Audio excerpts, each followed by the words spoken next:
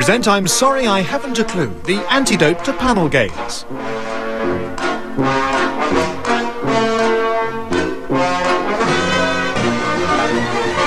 At the piano is Colin Sell and your chairman is Humphrey Lyttelton.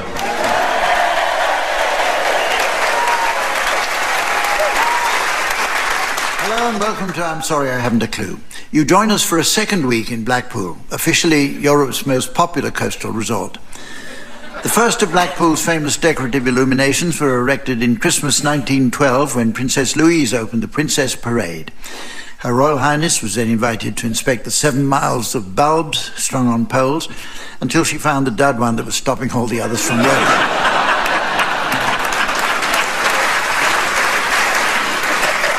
The most famous pioneer of Blackpool's amusement business was Thomas Parkinson, who opened his first establishment on Queen's Promenade in the 1890s. As it was little more than a tiny wooden hut providing light refreshments, dancing and bingo sessions, he took its title from the book Uncle Tom's Cabin. And appropriately, every Friday night, the star bingo prize was a trip to the West Indies. Chained to 2,000 Africans in a leaking hut.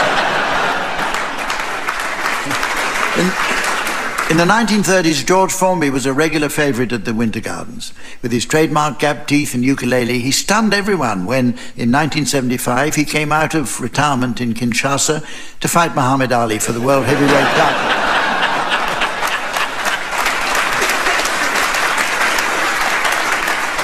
The Blackpool Magic Circle also holds its annual convention here, and this year their special guest speaker was our own Barry Cryer. In a consummate demonstration of the magician's art, the evening climaxed to the amazement of onlookers when the mysterious Marvo made Barry disappear in a flash by asking, "Whose round is it?"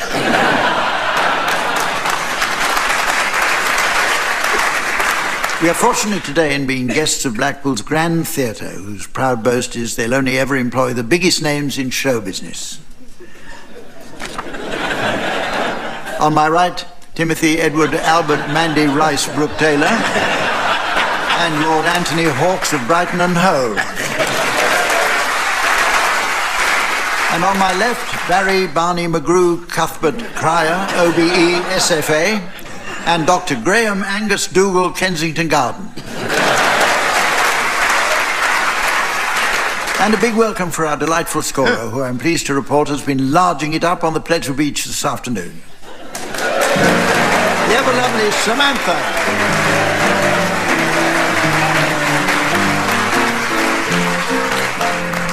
We start the first round with some new definitions.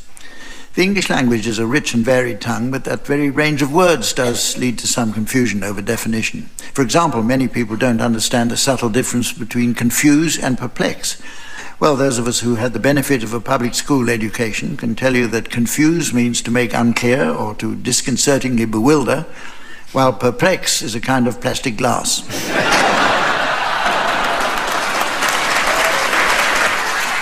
But as the language is constantly changing, I'd like the teams to provide some new definitions they may have spotted lately. Tony, would you care to start, please? Macadam, the first ever Scotsman.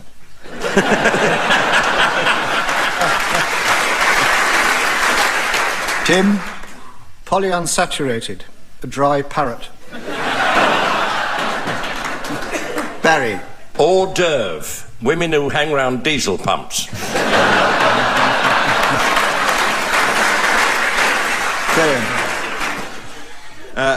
Carpentry, a way in for ornamental fish.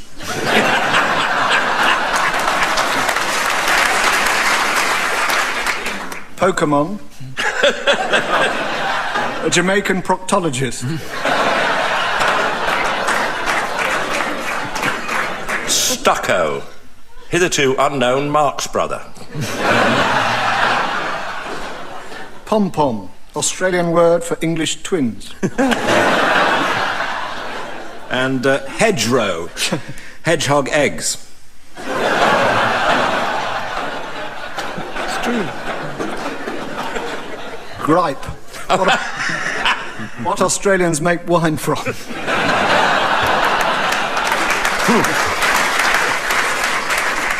Extemporary, permanent.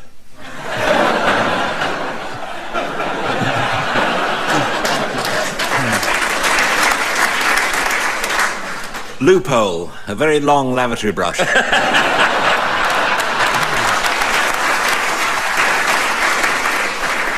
Hot pot, stolen drugs. Macaroni, inventor of the pasta wireless.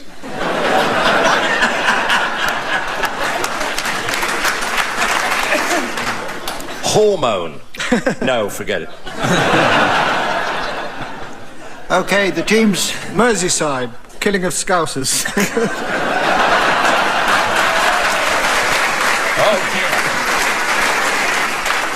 Okay, the teams are going to sing for us now in the next round. The round is called Pick Up Song, and it's where the teams sing along to a selection of specially chosen, well-known discs. Samantha spends many long hours with the two kindly old gramophone archivists who, as is usual when we visit a seaside town, she's brought along for a day out. As they're particularly keen on the local seafood, Samantha treats them to a special meal, and they both sit in eager anticipation as Samantha flits about with her hostess trolley and hands round their winkles.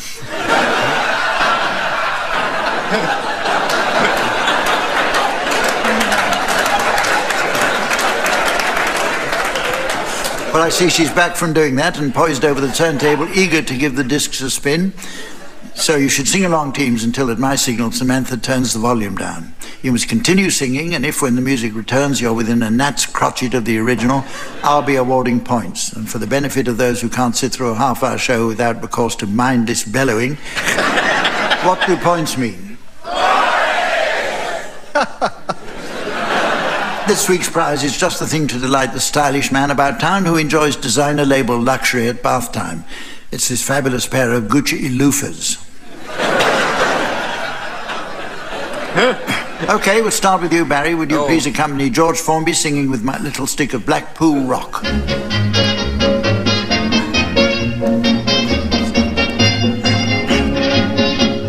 Every year when summer comes round, off to the sea I go. You taking the piss? I don't care if I do spend £1. I'm rather rash, I know. See me dressed like all the sports, in my blazer and a pair of shorts, with my little stick of Blackpool Rock. Along the promenade I stroll. It may be sticky, but I never complain. It's nice to have a nibble at it now and again. Every day, wherever I stray, the kids all round me flock. One afternoon, the band conductor up on his stand somehow lost his baton, it flew out of his hand. I jumped in his place and then conducted.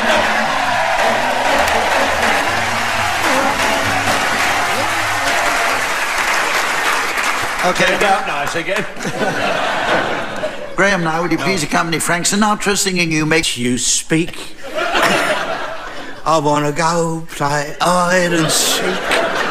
I want to go and bash the moon just like a toy balloon.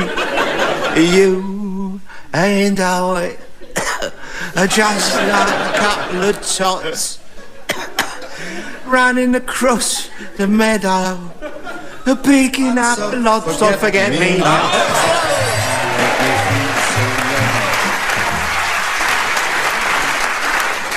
You now, Tim, would you please accompany the Bellamy Brothers with their lovely song, If I Said You Had a Beautiful Body? If I said you had a beautiful body, would you hold it against me? If I swore you were an angel, would you treat me like the devil tonight? If I was dying of thirst, would your flowing love come quench me? If I said you had a beautiful body, would you hold it against me? Please. Now we can talk all night about the weather. Stupid thing to do. Could tell you about my friends out on the coast. I could ask a lot of crazy questions. Oh, please come back in. Or ask you what I really want to know. If I said you had a beautiful body,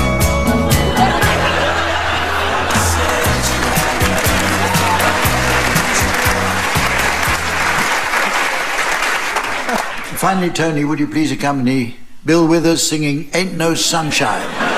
I know, I know, I know, I know, I know, I know, I know, I know, I know, I know.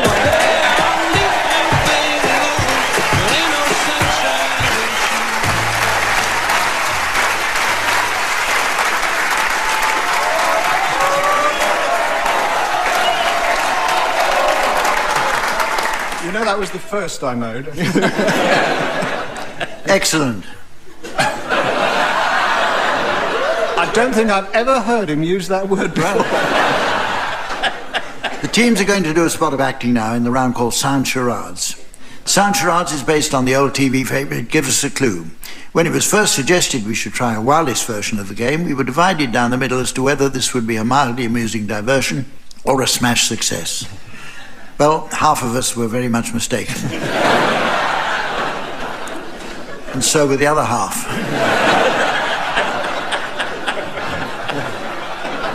Tim and Tony, you're to start, please, and your title's now being exhibited on the laser display board, and here's the mystery voice for listeners at home. Faking it. Faking it. OK, whoever I said, go on, do it. It's 2 words, and it's a television programme. Oh, Tim. Oh. Tim. Yes. Oh, yes, Tim. Oh. Oh, Tim. Oh, yes. Oh, Tim. Oh, Tim. Yes. Oh, yes. Tim. Oh, God, yes. Tim. Tim. Tony, you don't really mean it, do you? Not really, no. Was it Orgasm Gators?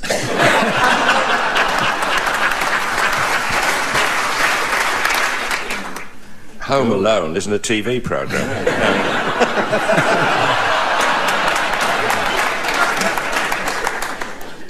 False witness. False. No, witness. I tell you, if they'd been witnessing it, it wouldn't have happened, I tell you. Fake. Fake. Hey. Faking it.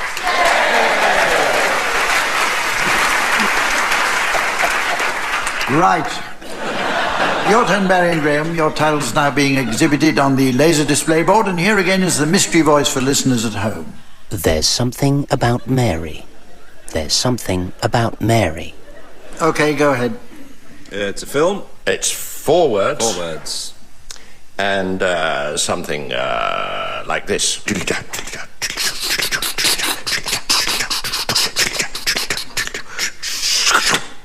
Oh, is this seat taken? No,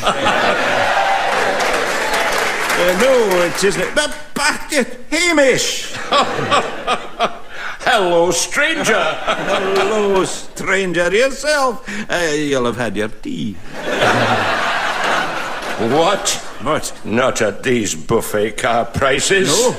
90p for a flapjack and an instant Maserati? Oh, that's dear. terrible. At least Dick Turpin wore a mask. Well...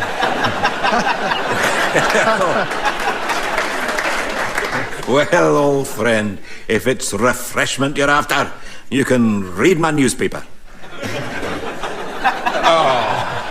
Oh, look at this headline. Not him again. No, it's not him. It's about Lady Archer.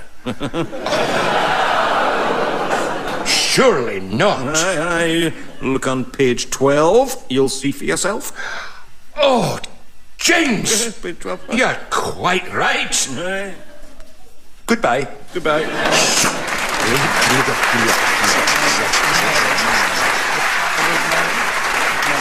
Right, you've got 3 seconds.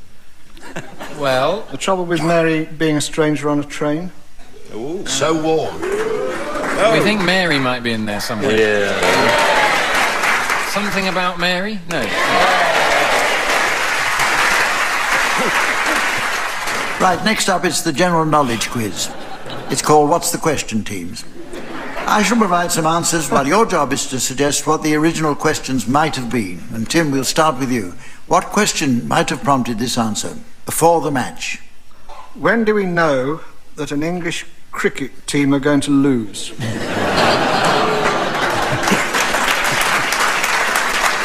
Now, I'm supposed to give you the right answer, which is incredibly boring. The right question, rather. Because the answer is really the right question. Was the cigarette lighter invented before or after the match? Graeme, what's the answer? Here's the answer, what's the question? By lifting up the kangaroo's tail. How does Rolf Harris like to amuse visitors? Can you see what it is yet?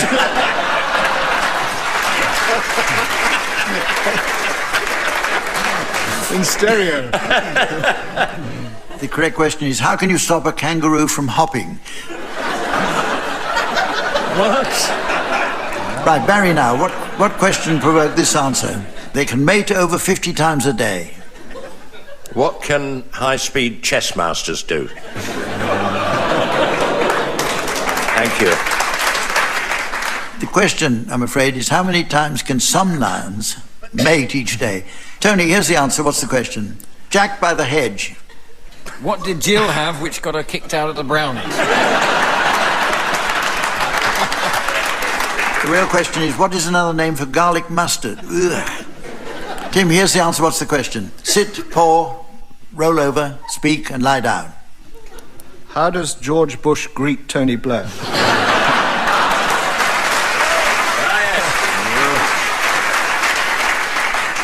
Correct question is, what are the 5 most popular dog commands? Who the hell finds out all these things?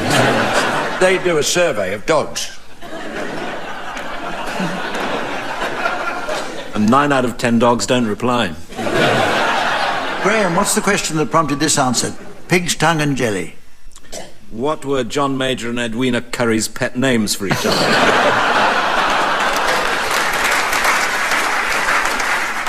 Well, the answer is, what are the main constituents of the French dish museau? Barry, here's the answer. What's the question? They do it standing up. What do high-speed chess masters with piles do? And you know the question should be, how do horses sleep? They lock their knees. Didn't even know that. Why, in case anybody... Somebody steals them.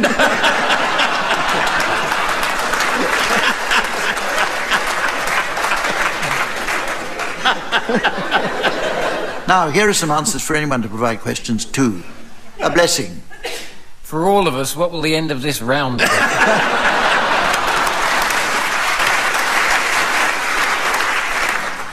Not quite. The question there is, what is the collective noun for a group of unicorns? Now, here's an answer. They vomit up their stomachs, so they're dangling out of their mouths before digging out the stomach contents with their forearms, and then swallowing their stomachs back down again. What's unusual about dining with the Hamiltons?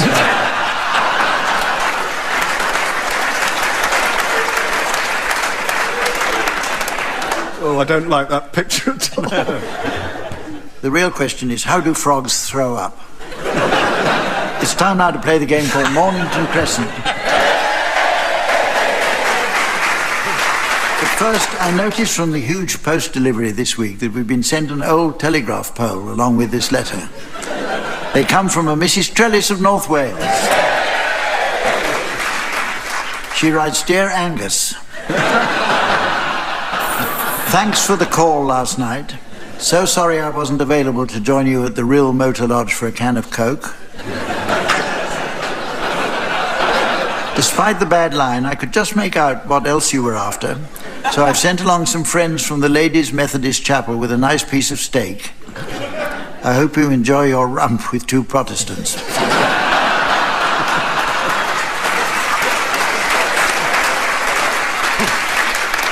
Yours sincerely, Mrs. Trellis. And on with the game, which this week will be played to the North Circular Open and General rules. So, all avenues are straight functioning, and as Mortimer's Bakerloo Gambit is allowed, Elephant and Castle counts treble. Got it? Okay, Tim, will you start, please?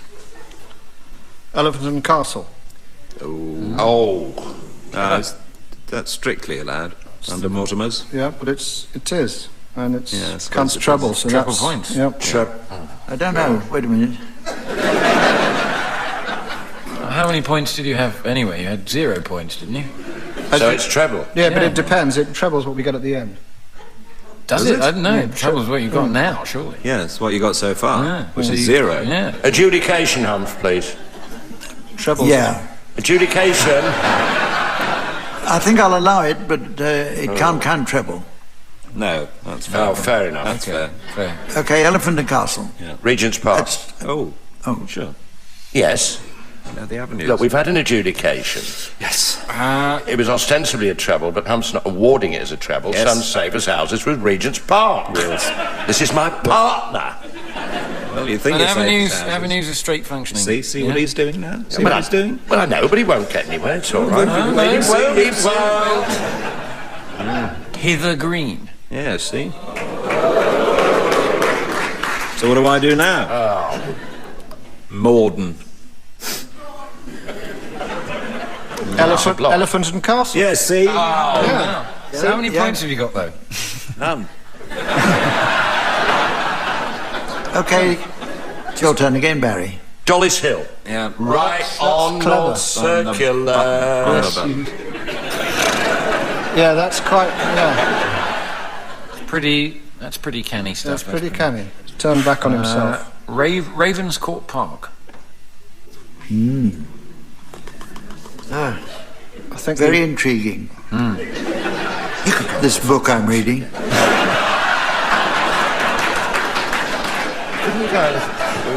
Couldn't you go Elephant and Castle again now? Again, you could. You could, of course you could. Don't you shake your head. No, that's a triple then. Yeah. Elephant and Castle. Yeah. Elephant and Castle. No, you can't. No. Yeah, yes, no, yeah. You can triple. castle it. Yeah. Yeah, but that spoils the game. Oh, come on. Triple we've had. Come on. And then you go, fourth. No. No. Be a sorry. sport. Adjudication, Humph. Yes, that's right. Carry on. He's just done a fourth on a triple, so it's me, isn't it? It's you. Yeah. It's you. Yeah, it's you, Barry. Neasden. Yeah. Bulls. What? Bulls Pond Road. I might have played into their hands with that. Yeah. Earl's. Oh God. Oh, no. Earl's Court. Mornington Crescent. Oh no.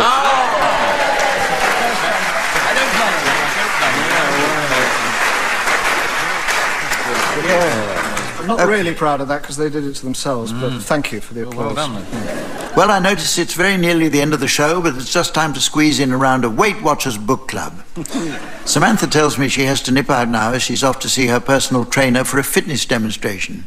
She says she's looking forward to him showing how he gets the fat down and pounds off in front of her.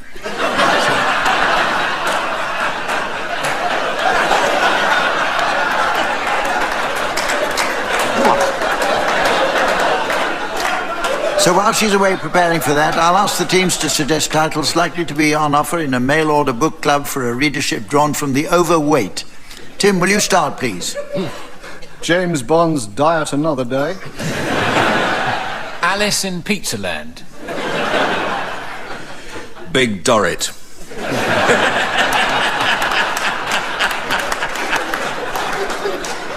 A Tale of Huge Titties. I'm sorry. By Charles Thickens. Around the Waist in 80 Days. The Thin Man. 2 Kilo Mockingbird. Excellent. The Return of the Thin Man. The Lion Bar, the Sandwich and the Wardrobe. Anorexic Karenina. The Diary of Ham Shank.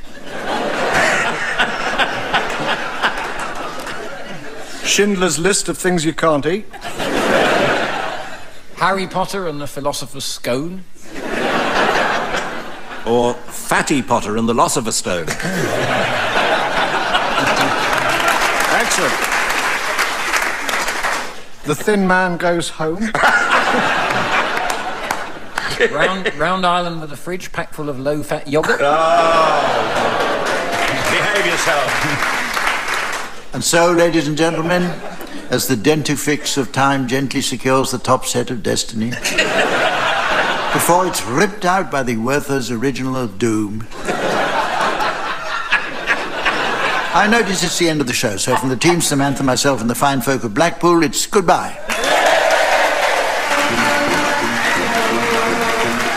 Barry Cryer, Graeme Garden, Brooke-Taylor and Tony Hawkes were being given silly things to do by Humphrey Lyttelton, with Colin Sell setting some of them to music. The programme consultant was Ian Pattinson and the producer was John Naismith.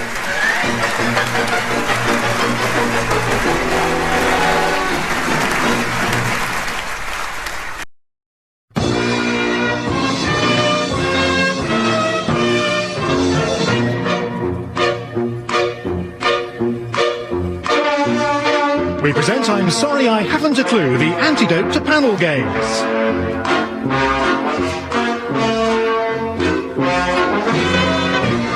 At the piano is Colin Sell and your chairman is Humphrey Lyttelton.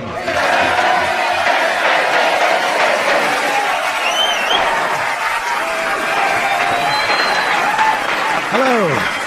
Hello and welcome to I'm Sorry I Haven't a Clue, the show that gets laughs at the drop of a cat. You join us for our second week amid the splendour of the Royal National Theatre. The National actually comprises 3 stage venues, the Olivier, which is named after Sir Laurence Olivier, the Cottesloe, which isn't named after Sir Laurence Olivier, and our venue today, the Lyttelton, named after a relative of mine, Oliver Lyttelton, 1st Viscount Chandos and the theatre's first chairman. Oliver, or Uncle Viscount Chandos, as I knew him, joined the government in 1940 when a House of Commons seat was found for him at Aldershot, which explains why he had to shout during Prime Minister's question.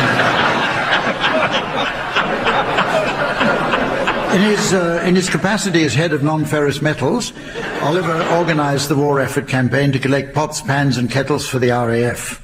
But Bomber Command found that dropping high explosives was more effective. Since his time as chairman, the National has seen many varied productions, from Beckett's Happy Days, famously featuring Dame Peggy Ashcroft in the lead role of the Fonz,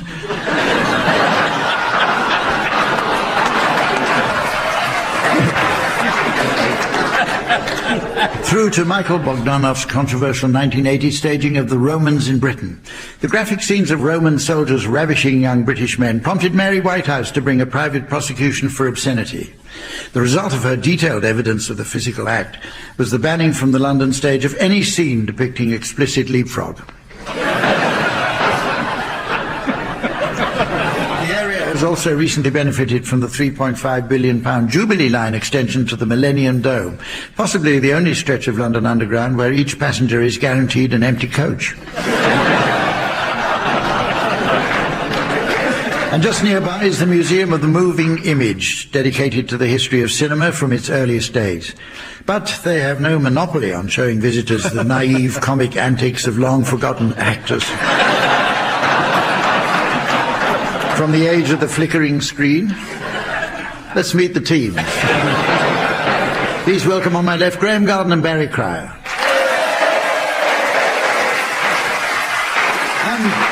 On my right, Brooke-Taylor and Stephen Fry.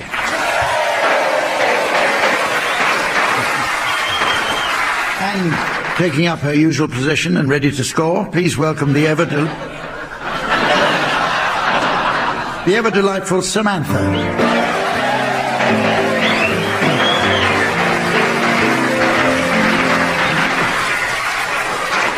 The first round is all about the dark days of World War II, a time fondly remembered for rationing, powdered eggs and unlimited opportunities for sexual encounters. It was a time when, in the face of adversity, romance was often in the air, except in single-seater fighters, obviously. So worried were the authorities by this climate of free love that those of us in the forces had something put in our tea to stop us constantly thinking about sex. I often wonder when it's supposed to start working. Any romantic encounter requires the right chat-up line, teams, and I'd like your suggestions, please, of some that might have proved successful during wartime. Stephen, will you start? All POWs are welcome to share my tunnel.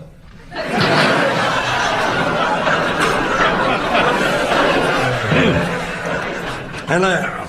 Hello. Hello. I'm from the disposal squad.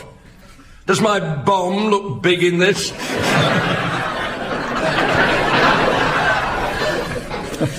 Put that light out.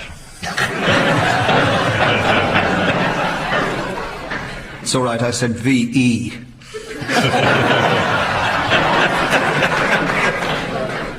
Those Fockers have given me an idea.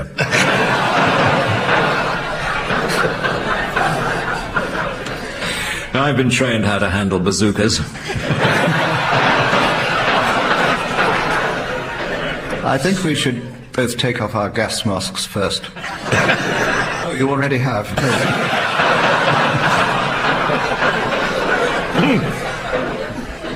You don't know what a dishonourable discharge is? Well, let me enlighten you.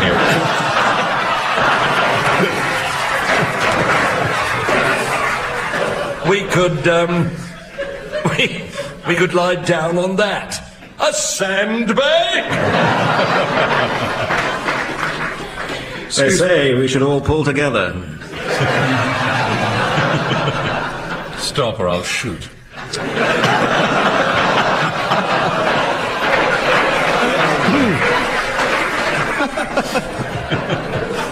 I'm going in. Is that a spike on your helmet, or are you just pleased to see? It's called a siren suit because everyone who sees it goes, oh.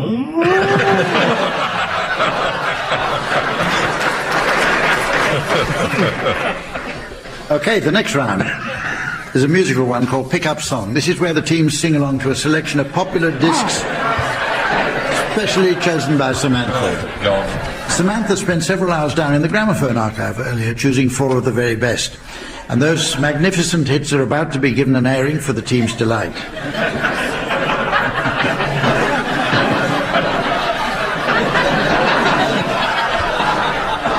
She'll soon have them swinging along to the music.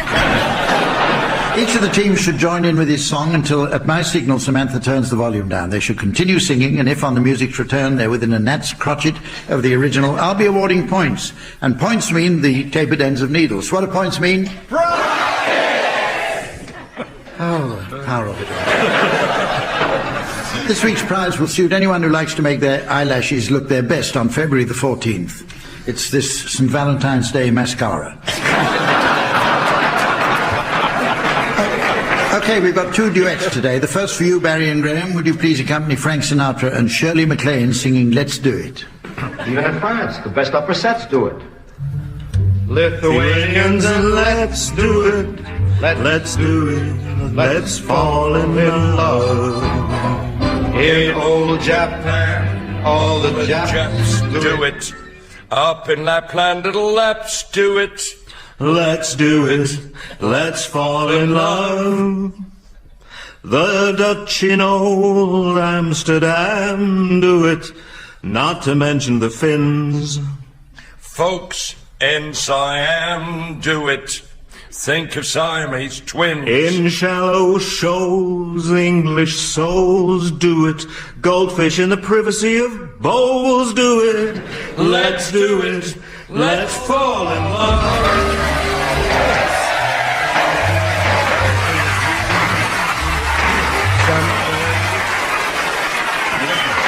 Okay, you now, Tim and Stephen, would you please accompany Rex Harrison and Julie Andrews singing The Rain in Spain from My Fair Lady? The rain in Spain stays mainly in the plain. The rain in Spain stays mainly in the plain. Again? The rain in Spain stays mainly in the plain. I think she's got it. The rain in Spain stays mainly in the plain. By George, she's got it. Now, once again, where does it rain? On the plain. And where's that soggy plain? In Spain.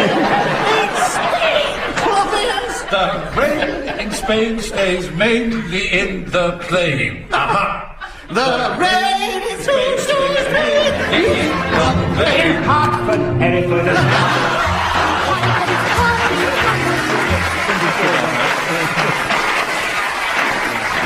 That was the next track, wasn't it?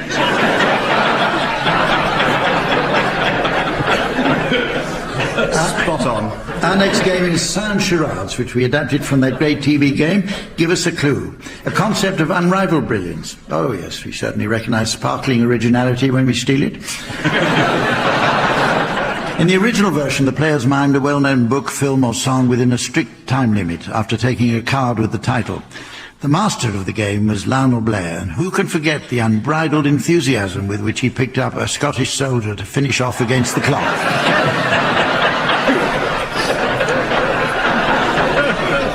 The show was performed in silence, but the audience rocked with laughter. Well, our version differs in the first respect. And in the second respect. OK, Tim and Stephen, you're to start, please, and your title will be displayed to our theatre audience via the laser display. And here's the mystery voice for listeners at home. Galaxy Quest. Galaxy Quest. Right, you're guessing this one, Barry and Graham. Off you go, Tim and Stephen. What is it? It's a film. 2 words. Film 2 words. And it goes like this, all at once. I feel like a bar of chocolate. What sort? Oh, what's it called? You know the one that's, Oh, yeah, well, let's go to the sweet shop and see if we can find the one that you're after, the specific one that you're after. Let's see if we can find it, shall we? Good idea. Yeah. Good night. The end.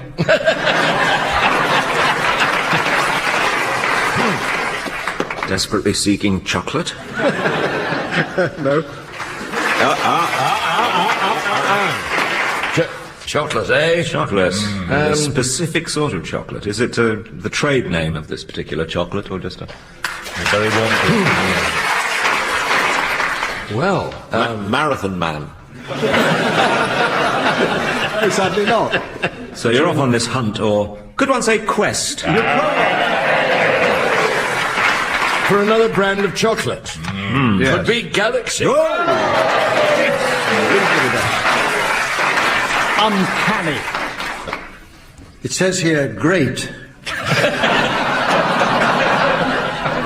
And doesn't it just? Yeah, we're going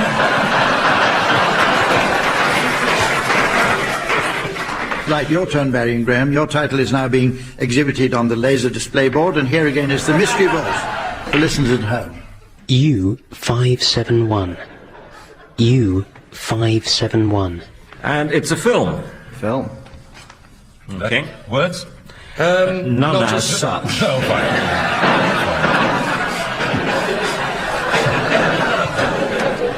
fine. Dougal. Hamish, you'll have had your tea. And a vowel, please, Carol. What? Oh! But, Jings, I see you're admiring your flock. Oh, I peep at the room myself.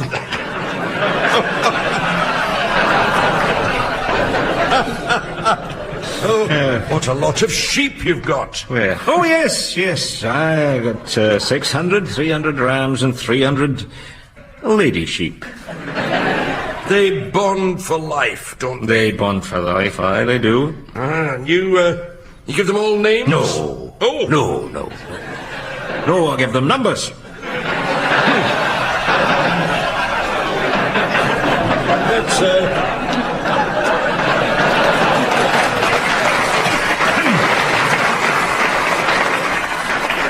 That's a fine ram over there with his cuddly horns. Oh, yeah, great ram. That's ram 570. Oh, and is that his lady love? Well, giving away no secrets. The next one up. Next one up if things go right. So you just call her... I do, aye. Well, goodbye now. Goodbye.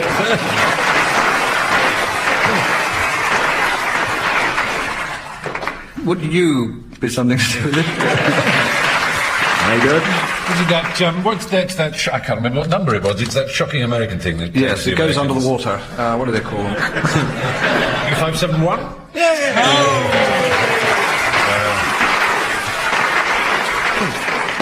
Okay, it's now time to play the game called Mornington Crescent.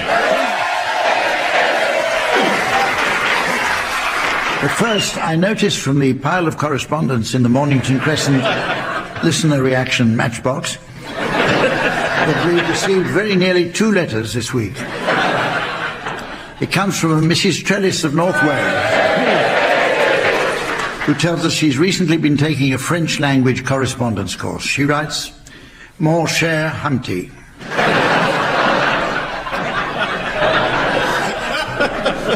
Zut alors.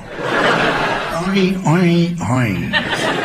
Many de mes amis ici en Wales du Nord reconnaissent votre programme est un grand parle de cobleur.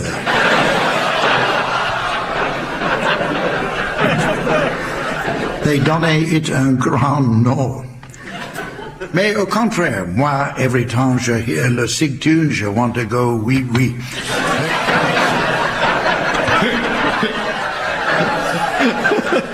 Votre sincerely, Mrs. Trellis. Now, on with the game, which is where at the very birthplace of Mornington Crescent will be played to Lord Grosvenor's original Metropolitan rules. This version was devised during his influential period as Minister of Tourism, and the emphasis is very much on scenic routes. National monuments score double, zones 1 and 2 only, please. Okay? Tim, will you start? The Mall.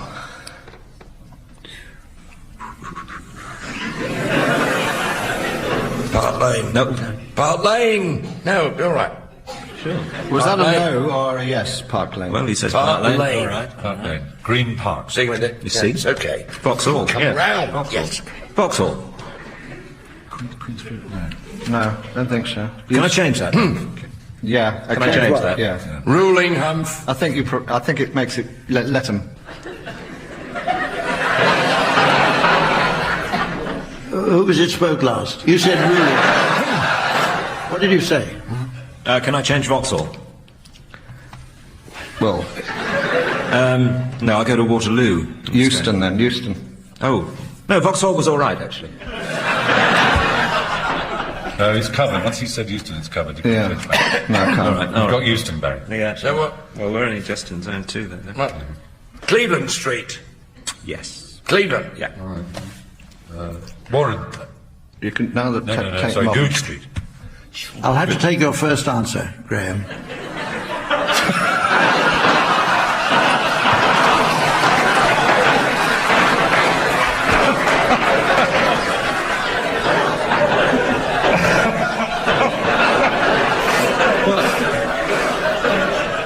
What, Vauxhall? Yeah. All the way back to Vauxhall. In that case, I can say Gooch Street. Oh, Yeah, damn. yeah. Good Street. Oh, Charlotte. Parliament Square. What? Parliament Square. No conferring. Parliament Square. Hey. Horseferry Road. Good.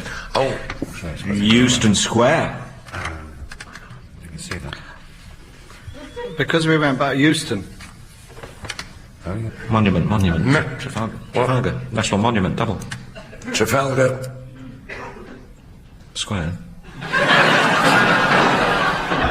Doesn't even matter, does it? Trafalgar Square. Mornington Crescent.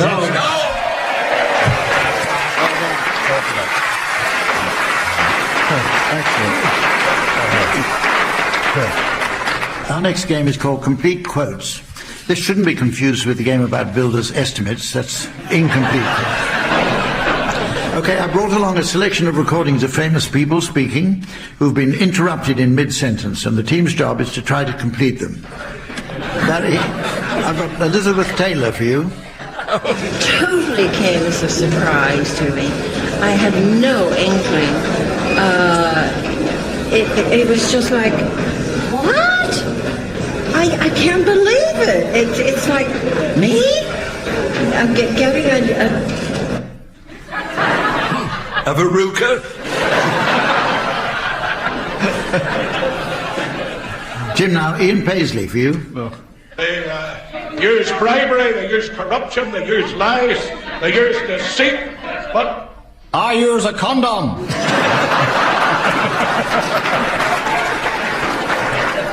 Now, Graham, it's John Prescott for you. On my head. Sorry. I think the relationship between Tony Blair and I are excellent, and there's no doubt about it, Tony Blair is one major...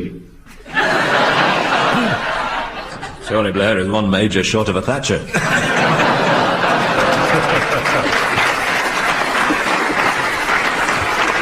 Stephen, here's an interview with Hillary Clinton for you. These charges came as big a shock to you as anyone. And to my husband. I mean, you know, he woke me up Wednesday morning and said, "You're not going to believe this, but..." And I said... And I said...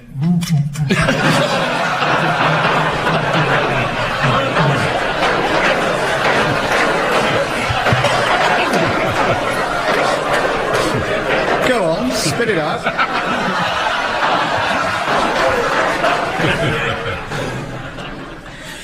Right now, Tim, here's the Queen for you.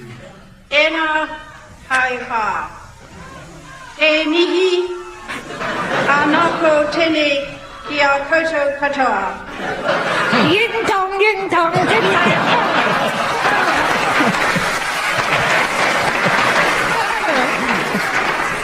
Graeme.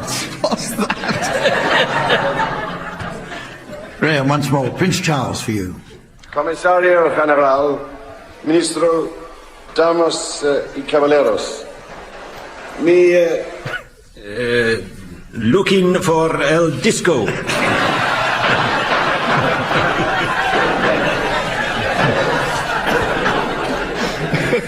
Finally, Stephen, a vintage recording of William Gladstone for you with a message to Thomas Edison in 1889.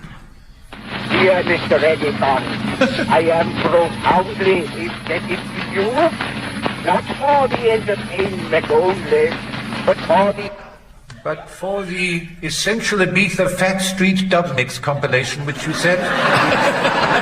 It is seriously bitching. The next round is a musical one. Related to the track event where young men run around in shorts passing each other a baton, it's called Singing Relay and was developed from an old game called Stinging Relay where young men ran around with nettles down their shorts. Which, thanks to one simple spelling mistake, explains how the dock leaf got its name.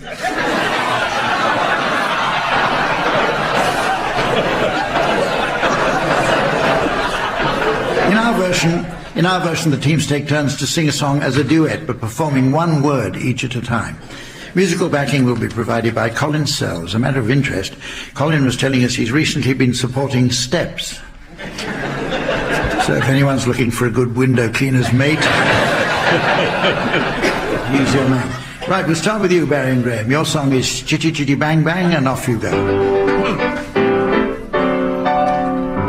Chitty bang bang, chitty chitty bang, chitty chitty bang bang, chitty chitty bang bang, chitty bang bang, chitty chitty bang bang. Oh, you pretty chitty bang bang, chitty chitty bang bang. We love you. And in chitty chitty bang bang, chitty chitty bang bang. What we'll do? Near, far, in a motor car. Oh, what a happy time we'll spend. Bang, bang, chitty, chitty, bang, bang. Our fine four-fendered friend. Bang, bang, chitty, chitty, bang, bang. Our fine four-fendered friend.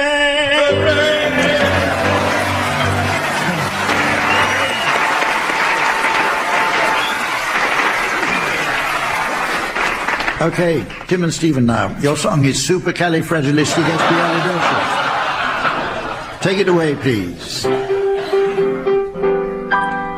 Supercalifragilisticexpialidocious. Even though the sound of it is something quite atrocious, if you say it loud enough, you'll always sound precocious. Supercalifragilisticexpialidocious. Diddle, diddle, diddle, diddle, I. Diddle, diddle, diddle, diddle, I. Because I was afraid to speak when I was just a lad. My father gave my nose a tweak and told me I was bad. But then one day I learned a word that saved me aching nose. The biggest word I ever heard, and this is how it goes. Supercalifragilisticexpialidocious.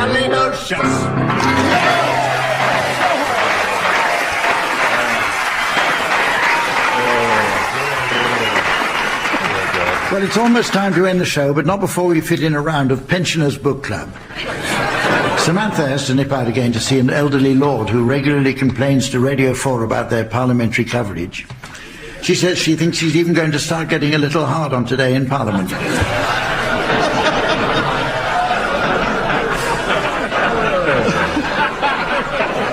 So while she's away tending to him, I'd like your suggestions, please, teams, of book titles likely to appeal to a readership of senior citizens.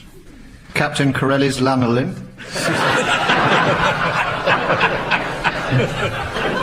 The postman always has to ring 18 times. Alice's Dentures in Wonderland. Truss of the D'Urbervilles. 1984. Bingo! This is very good. The almost totally complete I'm sorry, I haven't a clue who I am. The Sherry Orchard. Not enormously great expectations.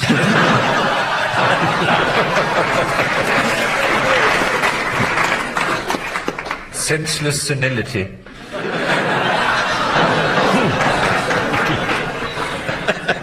Finnegan's Awake. Doctor, no. Remembrance of Times. So, ladies and gentlemen, I notice it's the end of the show. And indeed the end of another series. And with that news, we feel nothing in our hearts, if not deep sadness and tearful regret. So, nothing it is, then. And with that, from Samantha, the teams, myself and the good folk here at the National Theatre, until the autumn, it's goodbye.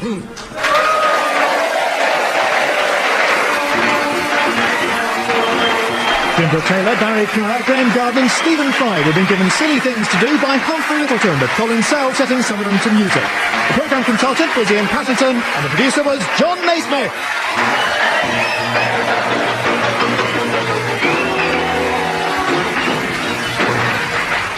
And that show first hit the airwaves back in June 2000. Well, it might be the end of the series, but the great thing about BBC 7, of course, is that we just keep them coming. And you can guarantee there'll be more from the Clue team at the same time next week. We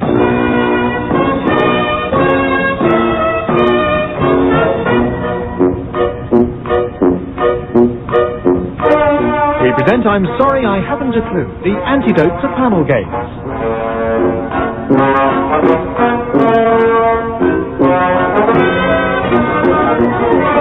the piano is Colin Sell and your chairman is Humphrey Lyttelton.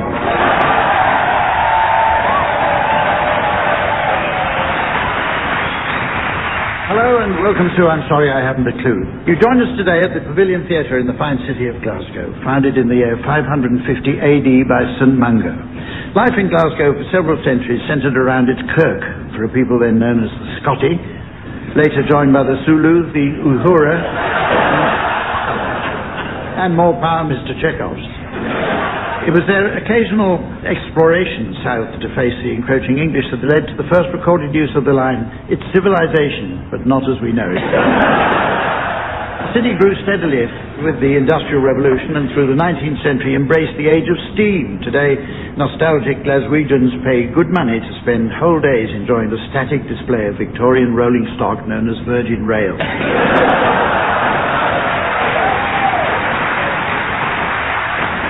And that's not the only display of immobile museum pieces currently available.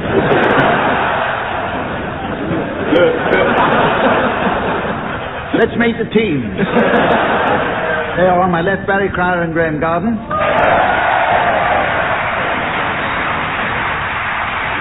And on my right, Fred Macaulay and Tim Brooke-Taylor.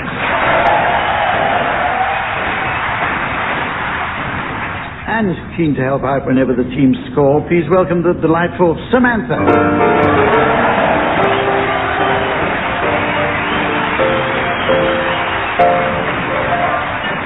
Okay, teams. Can I just say, this is the first time I've been on this show, and I had no idea she was that pretty. You learn. The first game is called New National Anthems. As the political map of the world continues to change, many nations feel the need for a new anthem. As an example, the Scots have in recent years taken to singing O Flower of Scotland, a fine tribute to the baking products of Mr. McDougall. In this round, teams, I'd like you please to suggest titles of popular songs that might be adapted to serve as national anthems for countries around the world. Will you start, please, Barry? Barbados.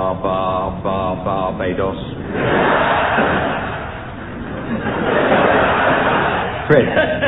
I thought we might have one for Scotland since that's where we are, and it's going to be Taiwan Yellow Ribbon Round the Old Oak Tree.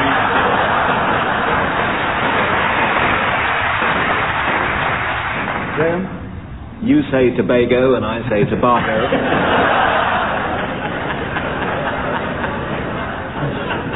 Tim?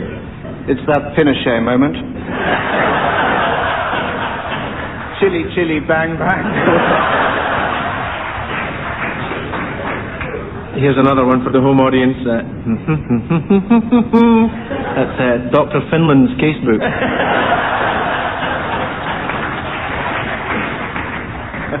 If you knew Zealand like I know Zealand. Turkey, turkey, cheek, cheek. Never mind the lyrics. And one for Australia and New Zealand, and tippity-doo-dah. Crashed Bangladesh, what a picture. Papua back writer.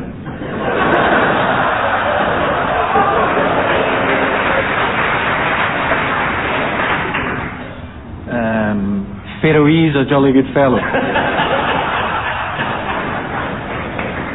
I'm Henry VIII, sorry, I'm sorry. One man went to Mozambique.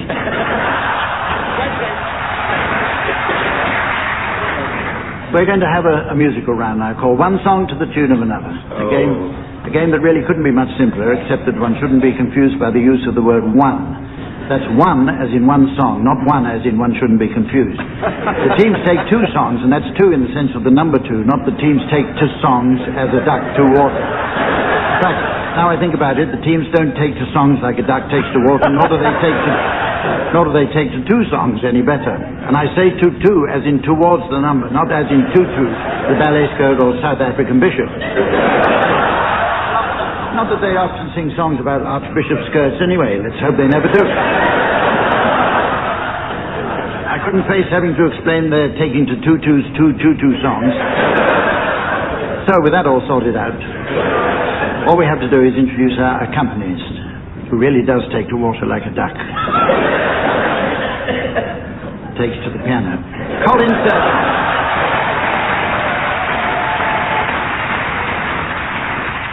Tim, you can start. I'd like you to sing the words of One Man Went to Mow a Meadow to the tune of Somewhere Over the Rainbow. One man went to mow a meadow. One man and his dog, woof, woof, went to mow a meadow. Two men went to mow a meadow. Two men, one man and his dog, woof, woof, went to mow a meadow. Three men went to mow a meadow. Three men, two men, one man and his dog. Where's the accompaniment? To mow a meadow. Four men went to mow a meadow. Four men, three men, two men, one man and his dog, woof.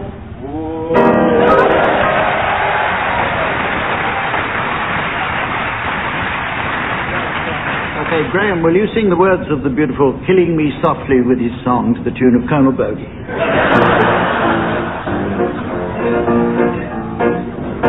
Just drowning my pain with his fingers, singing my life with his words, killing me softly with his song, killing me softly with his song, telling me my whole life with his words, killing me softly with his song.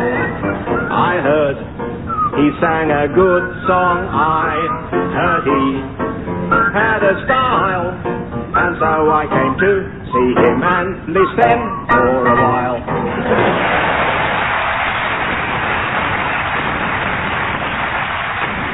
Okay, Fred, an easy one for you now. Would you please sing the words of Knees Up, Mother Brown to the tune of Elvis's Love Me Tender?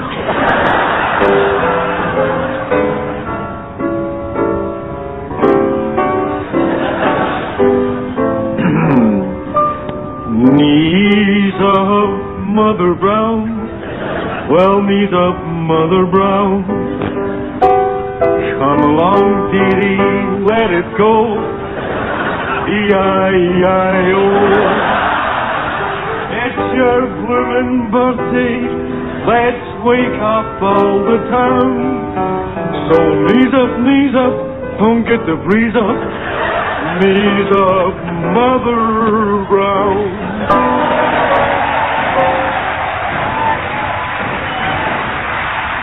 Thank you very much. Thank you very much. Finally, Barry, would you please, incidentally, have you noticed the enthusiasm with which I say the words, would you please sing? Yes. There's professionalism for yes. you.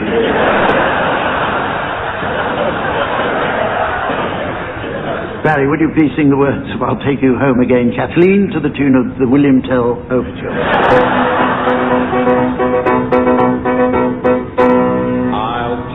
Home again, Kathleen, across the ocean, wild and wide, to where your heart has ever beat its first. You are my morning bright, the roses all have left your cheeks. I'd watch them fade away and die. Your voice is sad whenever you speak, and tears begin your laughing eyes. And I will take you back, Kathleen, to where your heart will feel no pain. And when the fields are fresh and green, I will take you to your home, Kathleen. I know you love me, Kathleen, dear. Your heart was never frost and free. I always fear when you are near. That lies, oh, none here but you.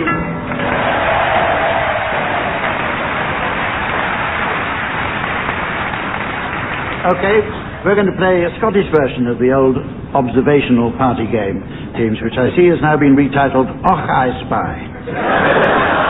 This is just one of many children's games that have been adapted to suit the Scots. There's Postman's Jock, Blind Drunk Man's Macduff, and, of course, Pass the Oil Profits South. Okay, Barry and Graeme, will you start, please, by giving Tim and Fred the first letter of the Scottish item you have spied? Ought I spy with my little eye? Something beginning with Y. Why? Is it yon table?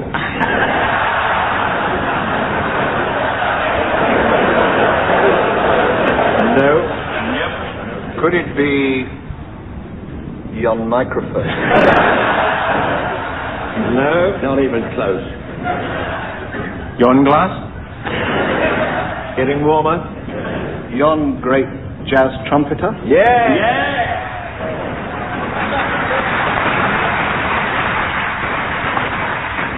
You won't get any bonus points for that. Okay, now I have an instruction here. It says Tim and Fred have a go when they've guessed it.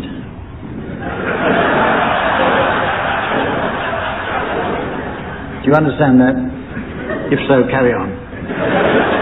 I spy with my little eye something beginning with W. That wee jug.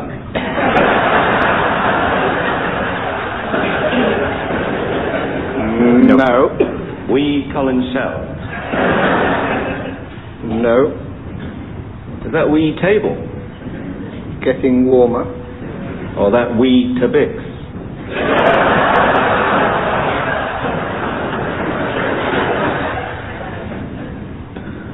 Yes.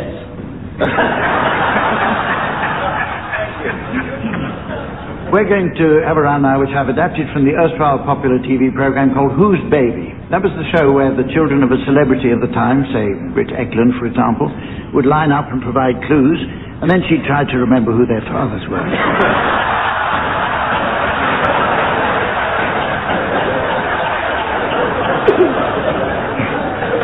The Whose Baby 1970s format looks a bit tired now and was only ever designed to work on down-market commercial television. And that's not all that makes it ideal for the new Radio 4 show.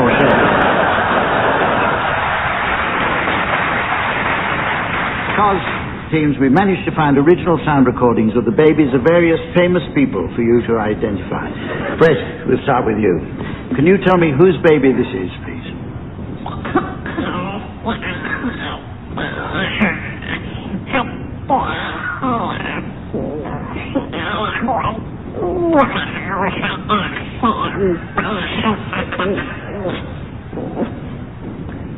I think the Scottish accent kind of gives it away.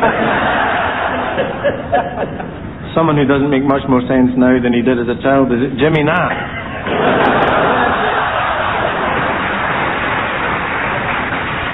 Your turn now, Graeme. Whose baby is this?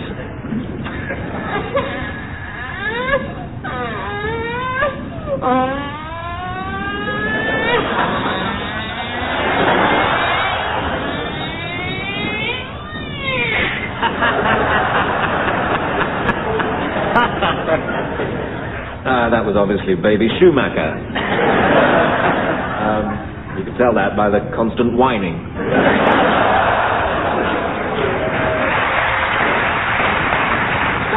Barry, can you identify this baby?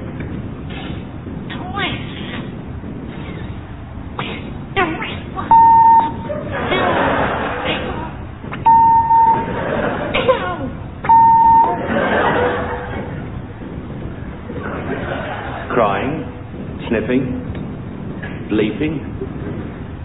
Liam Gallagher's baby. How did you reach that conclusion?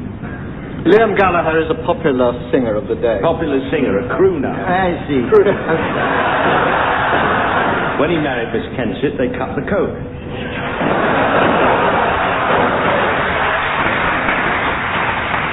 Jim, now, whose baby is this?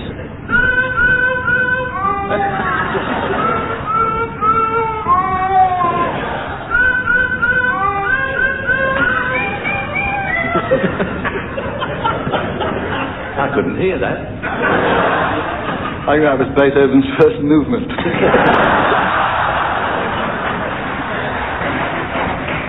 Well done, Tim.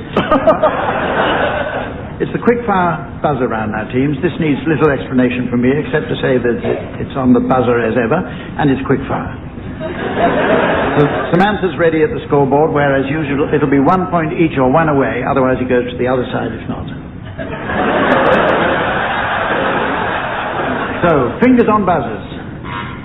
And Tim got his finger on the buzzer there first. 1 point, Tim.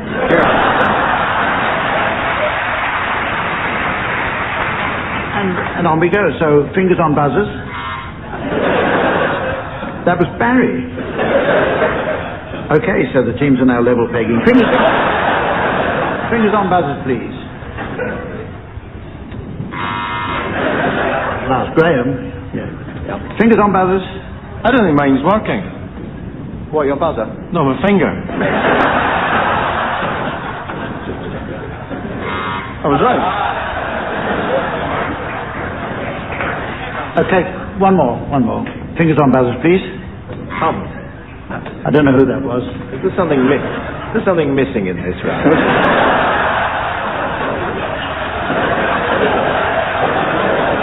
Just because you're losing.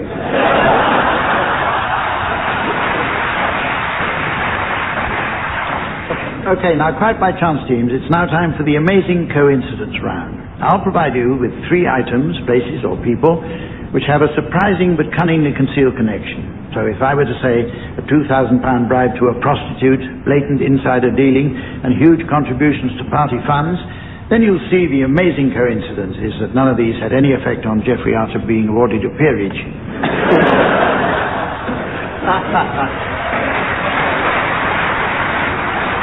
I've got here some of my favourite amazing coincidences. I'd like the teams to take a stab at guessing the connection. We'll start with you, Graeme. Can you please connect a bottle of Head & Shoulders, Ian Paisley, and the European community? Yes, I can, I think. Astoundingly, both Paisley and Head & Shoulders have had a run-in with the EC because a new EU ruling has come out that Head & Shoulders has to change its name because the bottles don't actually contain any head or shoulders. or at least not very much. And the town of Paisley has had to change its name for fear of being confused with the Reverend Dr. Ian Paisley. The town will now be known as Noisy Bigot.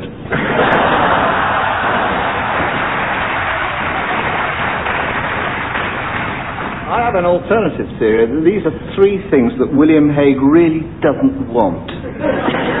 Bottle of Head and Shoulders, Ian Paisley in the European After which, I've got to tell you what the boring real answer is. Irish men suffer less from dandruff than any other European country. Jim Nye, can you tell us the connection between Bill Clinton, Mike Tyson and Margaret Thatcher? Margaret Thatcher has the ear of William Hague. Mike Tyson has the ear of Evander Holyfield. And Bill Clinton has the cigar of Monica Lewinsky. But did he inhale? He plays in Cheshire. The answer is they've all... The answer is they've all referred to themselves in the third person at one time or another. Okay, Barry, yours is ordinary, boring and dismal. Snow White's Reserves.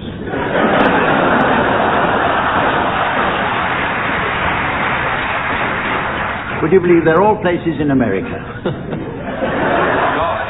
Okay, Fred, what's the connection between a guinea pig, the Duke of Edinburgh and first-degree burns? I think the connection might be what they're not. You don't get a pig for a guinea. Duke of Edinburgh doesn't come from Edinburgh, and Burns didn't go to university. He was a farm labourer.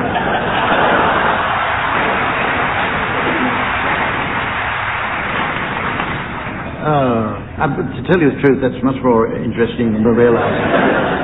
Prince Philip is patron of the Guinea Pig Club devoted to treating airmen suffering from burns. That's what the mockers on that. Oh, and there's one more here. What connects moving into a sorry. I'll read that again. Ooh, and there's one more here.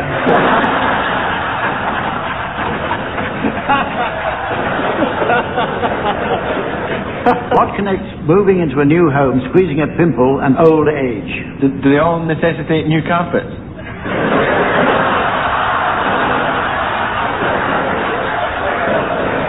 Look at the size of that pimple. Yeah. Well, actually, they were all cited by the leading 18th century French physician Jean. Listen, I'm fed up with all this.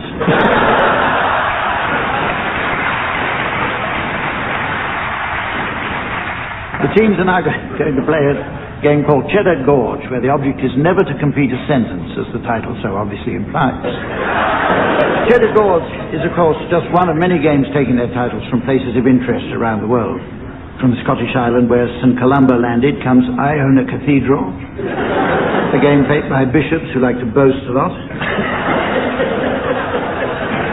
In Australia, Sydney Harbour Bridge is a card game for 4 people, all called Sydney Harbour.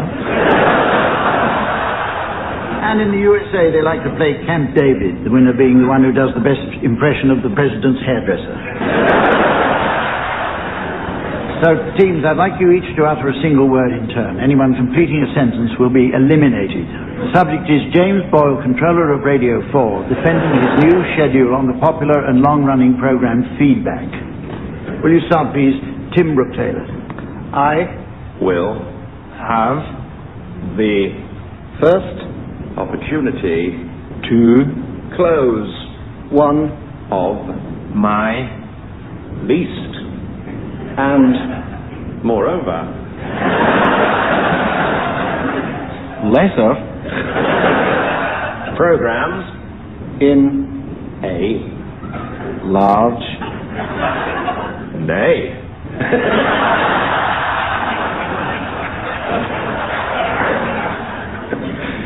clean, pristine, yet dreadful, yet also not dreadful. That sounds like James Boyle. comma,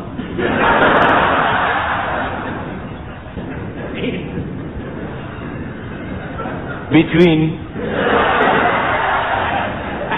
My own very attractive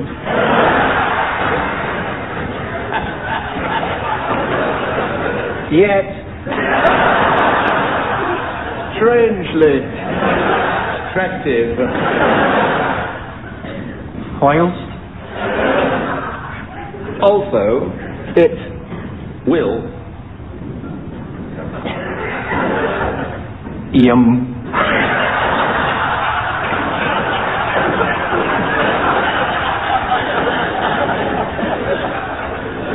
finally I will Amina. I've not really got the hang of this, have I? I think you might have created a proper game. I'll get my coat. Good night.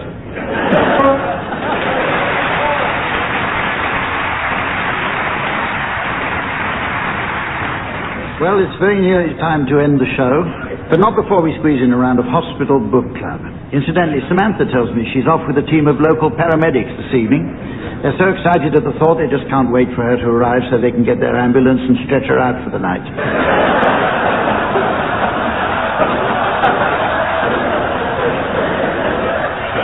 So while she's away, I'd like the teams to suggest titles of famous books that might make suitable reading in hospitals. Tim, will you start, please? Bridget Jones' Diarrhea. I can't help thinking that outside a hemorrhoid ward, they would be offering them Shakespeare's Coriolanus. And Jane Austen's Emma Royce. And the Ipcrest pile. There's the C.S. Lewis omnibus, The Chronicles of Hernia.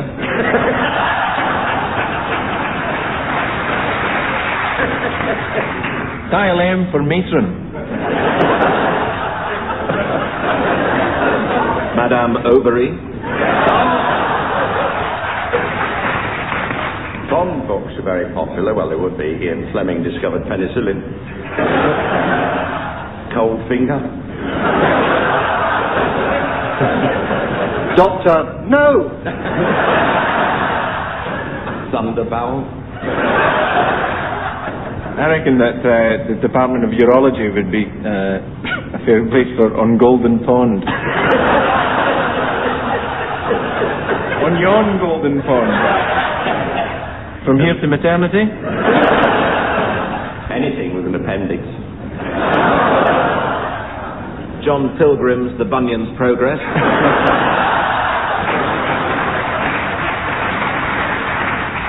Lady Chatterley's Liver. Anastasia Karenina. The Viagra Story, Hard Times. The Queen Mother's favourite, Goodbye Mr. Hetz.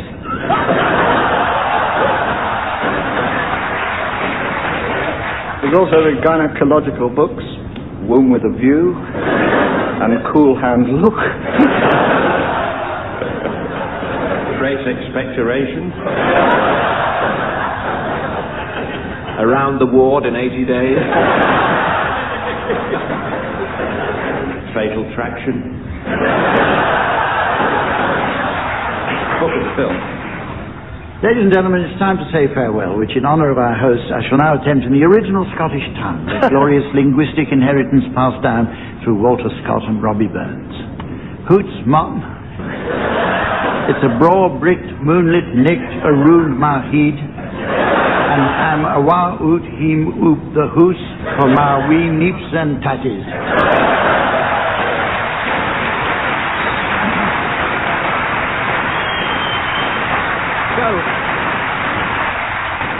So, from the team, Samantha, myself, and the fine folk of Glasgow, it's goodbye.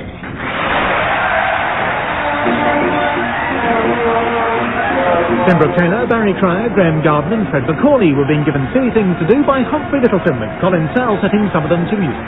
The programme consultant was Ian Pattinson and the producer was John Naismith.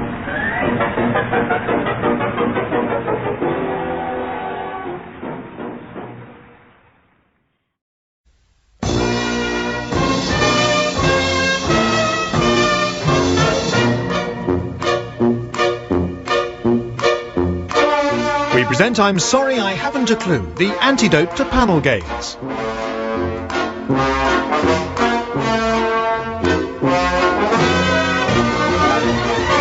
At the piano is Colin Sell and your chairman is Humphrey Lyttelton.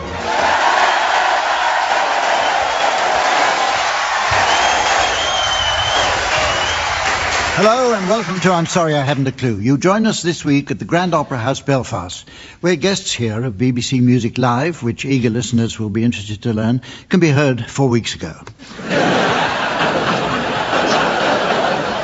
Belfast boasts a rich and diverse history, and the city has managed to survive troubled times with an air of optimism, recently being awarded status as European City of Commerce for its services to the balaclava industry.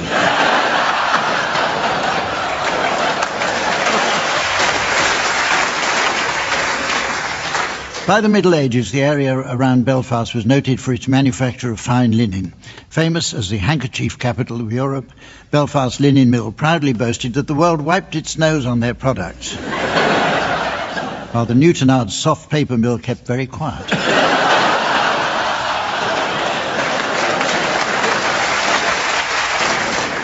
During the late 17th century, Huguenots fled here from France seeking freedom from religious bigotry. Not a mistake they're likely to make again. Famous names associated with Belfast include George Best. Once voted European Footballer of the Year, Best scored over 100 goals for Manchester United and represented Northern Ireland 37 times. So if you're listening, George, that's what you did.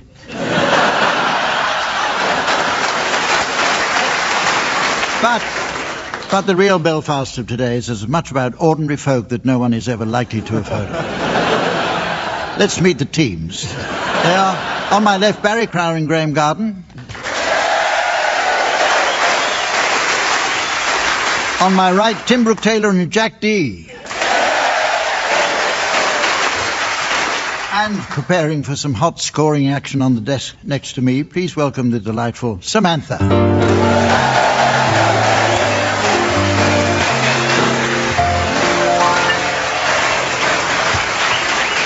Okay, we're going to start with a round called How Wrong Can You Get? This is all about quotations that indicate a complete misunderstanding of how history would ensue. So teams, I'd like you please to share quotations from famous historical figures who badly misjudged subsequent events. Barry, you can start. Tolstoy. To cut a long story short. Graeme? One from Sir Clive Sinclair. Oh. If you like the Sinclair C4, wait till you see the next one. Tim? Mrs. Noah. Hey, Noah, you can stop that building. Michael Fish says it's going to be fine for...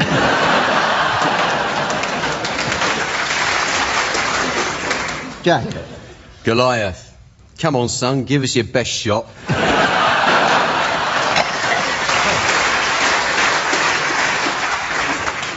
Captain Scott. Don't pack too much food or there won't be room for the banjos.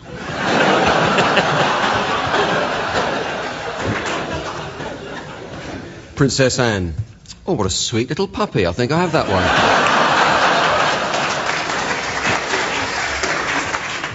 Van Gogh. I'm thinking of getting a Walkman.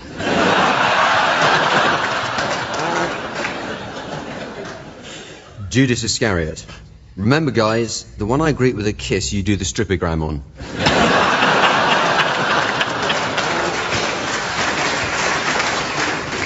Quasimodo. No, seriously, how do I look?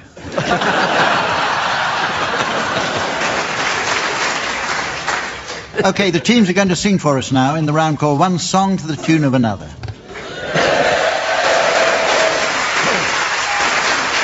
Piano accompaniment will be provided by Colin Sell.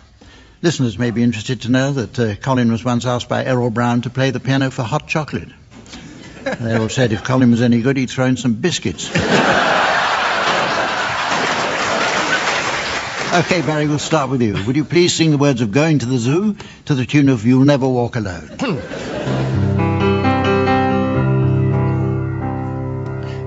Daddy's taking us to the zoo tomorrow. the zoo tomorrow, the zoo tomorrow. Daddy's taking us to the zoo tomorrow. We can stay all day. We're going to the zoo. Zoo, zoo. How about you? You can come too. We're going to the zoo. We're going to the zoo. Zoo, zoo, zoo. We're going to the zoo. We're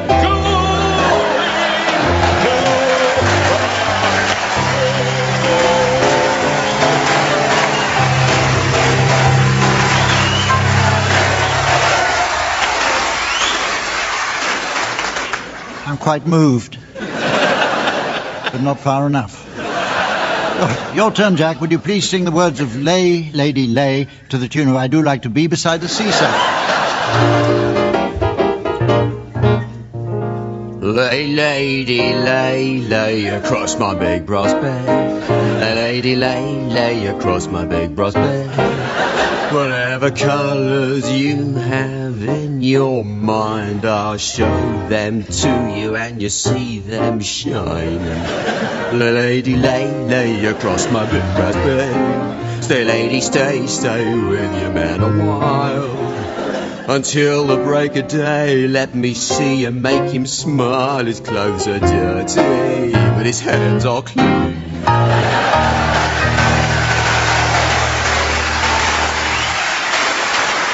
Okay, you now, Tim, would you please sing the words of Marvin Gaye's Sexual Healing to the tune of Over the Rainbow? Oh, now let's get down tonight. Oh, baby, I'm hot. Just like an oven, I need some loving, and baby, I can't hold it much longer. It's getting stronger and stronger, and when I get that feeling, I want sexual healing, oh baby. It makes me feel so fine, I live, dream my mind. Sexual healing, baby, is good for me. Sexual healing is something that's good for me whenever blue teardrops are falling and my emotional stability is leaving me. There is something I can do. I can get on the telephone and call you up. Baby and honey, I'll know you'll be there to relieve me. The love you give me will be my freedom.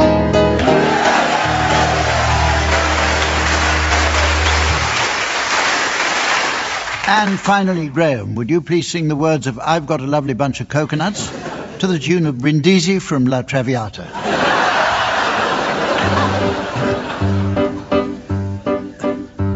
I've got a lovely bunch of coconuts. There they are, all standing in a row. Big ones, small ones, some as big as your head. Give them a twist, a flick of the wrist. That's what the showman said. I've got a lovely bunch of coconuts. Every ball will make me rich. Now there stands my wife, the unlovely life, singing roll a ball, a penny, a peach.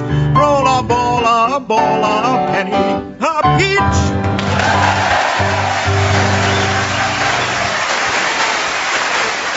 Since we're here as part of BBC Music Live, we're going to involve the audience in a musical game called Karaoke Koki, which combines karaoke with the hokey cokey.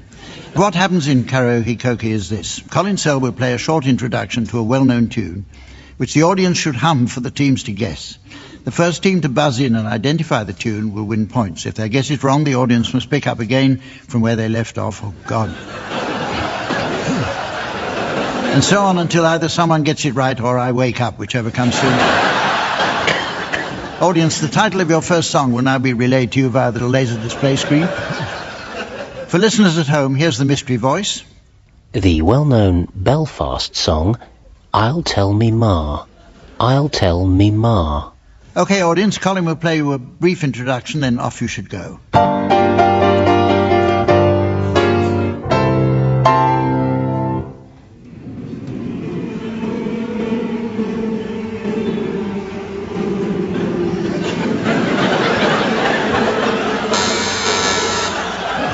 Barry.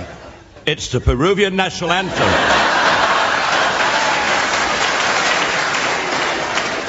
Nope. Graeme. Is it the chorus of the Hebrew slaves? From Mary Poppins? Nope. Tim. I think it's Danny Boy. Nope. Carry on, audience. That's unusual.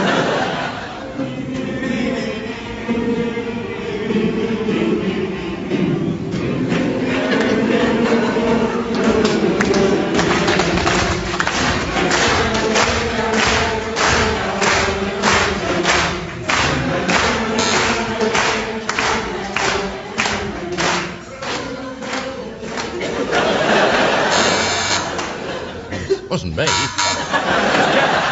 Jack's got it. It stopped.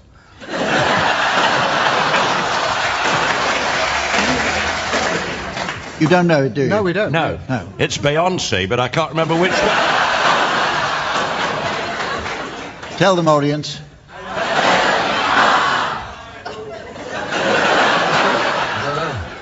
No, it's I'll Tell Me Ma. Would that be a Northern Irish song? And very nice it is too. I must buy me a copy of that instantly. Let's try another. Here's a further song title for you, audience, and here's the mystery voice for listeners at home. The Funky Gibbon. The Funky Gibbon. OK, ready, teams? Colin, another intro, please.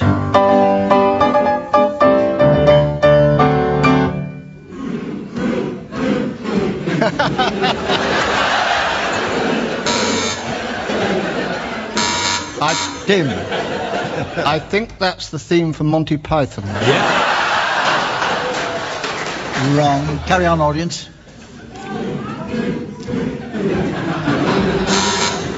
Jack. It's Cheeky Girls, Touch My Bum. No. Do you recognise it, Graeme? No, I've never heard anything like it in my life. Once again. I've heard it recently. I think it must be on a wonderful DVD I bought. The Goodies at Last. I think it's on that. Is it the Goodies theme here? I think so, yes. Correct. Thank you. Excuse me, it's not the Goodies theme. No, it's the Funky Gibbon. Yeah. Who's... Exactly. Colin. Sorry. His name's Colin Selhumph. What? You must have run into him. No, wishful thinking. No.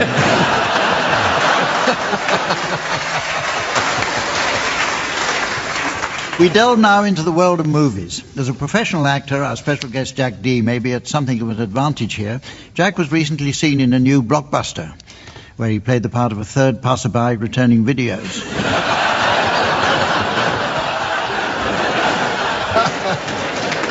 Coincidentally, Graeme Garden recently starred in a remake of Planet of the Apes. He was saying how he had to spend 8 hours every day in makeup, having big yellow teeth and huge hairy nostrils expertly disguised.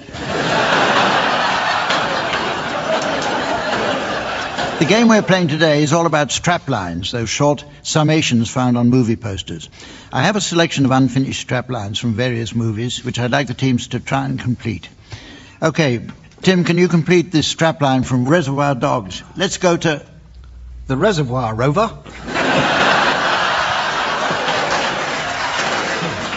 The answer is work. Barry, now, how about this one from Return of the Living Dead? They're back, they're hungry, and... This time they're going private.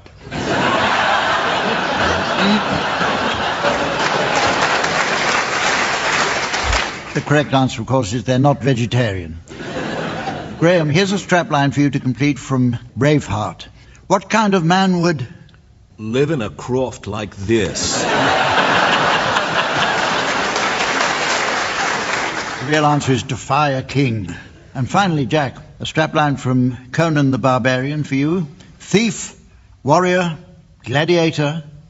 Tonight, Conan, this is your life.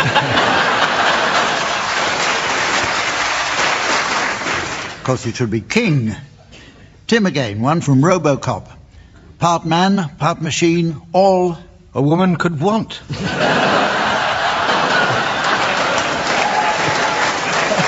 The answer is cop. Barry again, your strapline is from Dracula. He died, but... He's still doing Letter from America.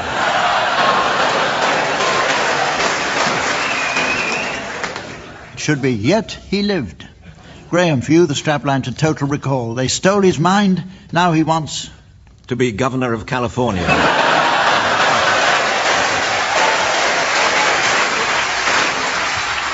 We all know the answer is it back. And finally, Jack, can you complete this strapline to the Elephant Man? I'm not an animal. I'm a human being. I am... Hungry and I want a bun.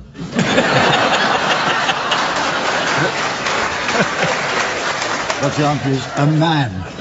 Okay, here are some for any of you to have a go at. This is from the Terminator. That Terminator is out there.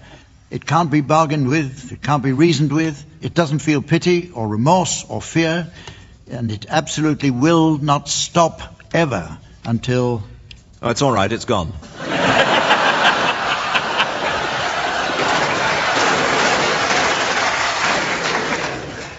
The answer is you are dead. From Sleeping with the Enemy. She's changed her name, she's changed her looks, all to escape... Her silly name and looks.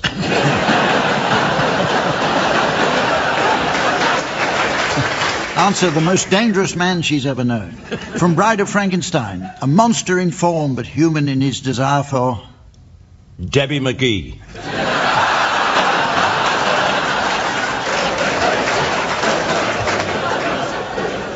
The answer is love.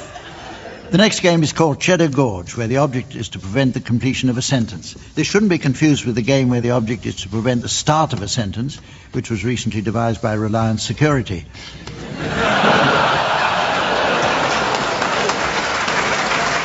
Cheddar Gorge is the perfect title for our game, explaining neatly, as it does, exactly how it works. In fact, one might say it does exactly what it says on the tin, except it doesn't come in a tin. And besides, what a load of rubbish. I've got a tin at home that says open other end. It never is.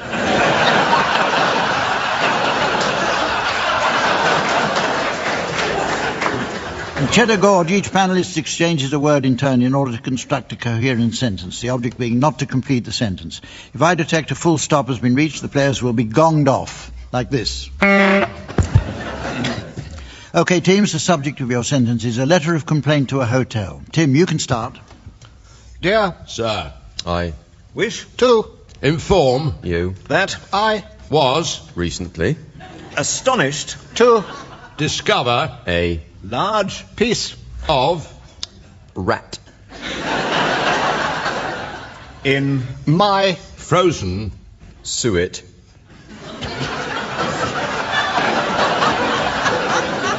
dumpling, which was ordered by someone who was utterly dismayed to find that this was not a piece of rat, but instead it was unbelievably a chocolate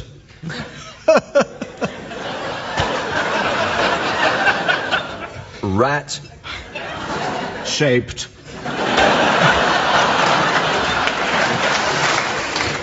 piece of suet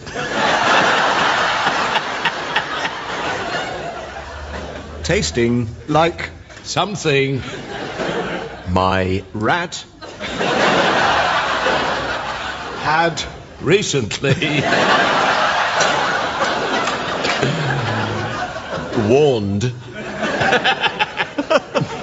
everyone about in the dining room, which was where I found the bed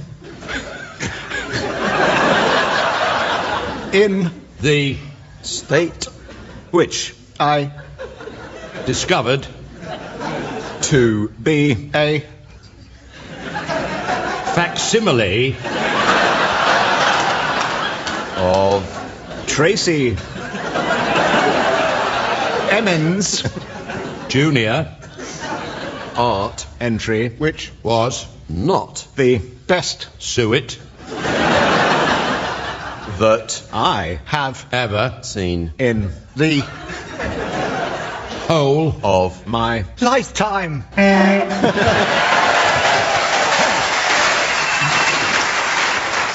Well, we have another musical game now with Just a Minute, which is loosely based on the long-running wireless favourite Just a Minute, chaired by Nicholas Parsons. You know, when the idea for Just a Minute was first mooted, Nicholas constantly badgered the BBC for the job, as he wanted to host it so badly.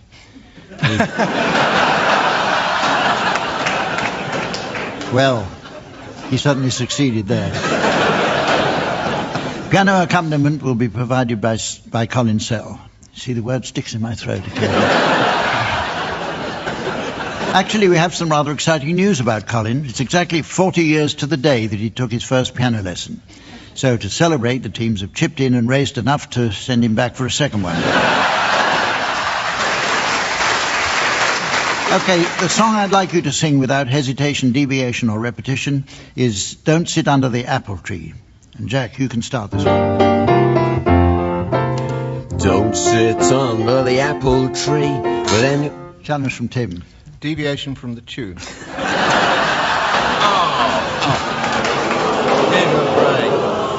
Now, I think elegant variation is the term. He should know, he's a jazz musician.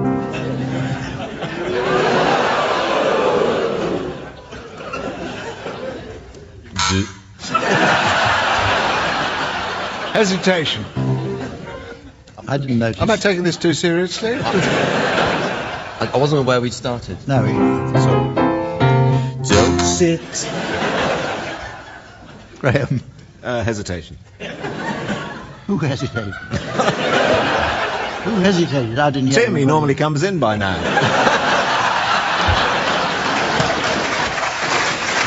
I don't think this buzzer's working. I'll accept that challenge, Graham. Oh, right. Don't sit under the apple tree with anyone else but... Tim. Well, hesitation. Don't sit under the apple. It was don't. Don't. Don't. It's perfectly acceptable in jazz circles, isn't it? Don't. Yeah. Right. It was a grace note. A grace note, we call it. All right. Where were we? Anyone else but me? Repetition.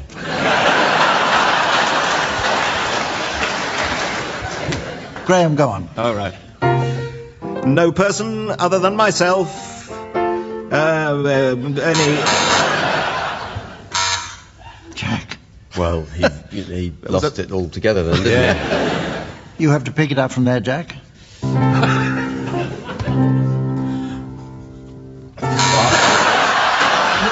No, can I just explain something here? Colin is very kindly waiting for me to come in, and I just realised that. But I was waiting for him to continue playing, and that's why I didn't come in. So there was a misunderstanding, which can happen on your first time on the show. Ladies and gentlemen of the jury, is this the face of a killer? Okay, where were we, anyway? You were hyperventilating.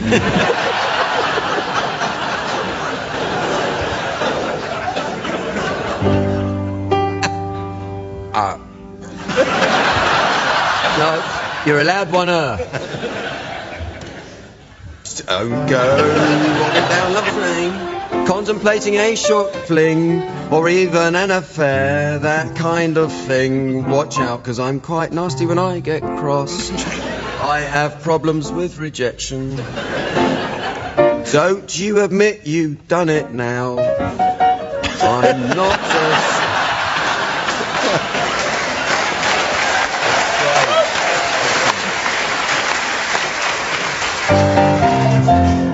Yeah, I've got to give it to you, Jack. That was great. Yeah.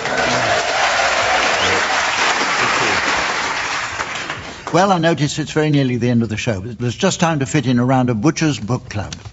Samantha has to nip out now as she's off to see her new American gentleman friend. He's a cattle trader, and as Samantha is keen to buy a prime example, she's been saving up. Excitingly, she'll soon be in a position to receive her first Texas Longhorn.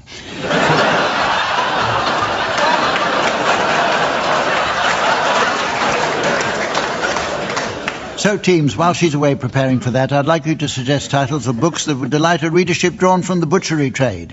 Graeme, will you start, please? King Solomon's Mince. Sheep's Head Revisited.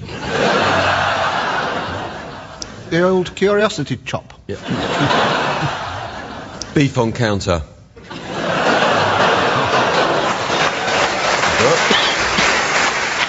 Harry Trotter and the Philosopher's Bone. Rawshank's Redemption. Lady Chatterley's Liver. Oranges are not the only meat.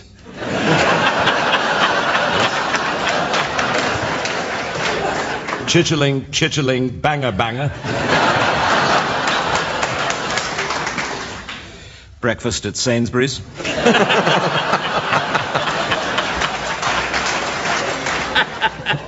La Belly Pork.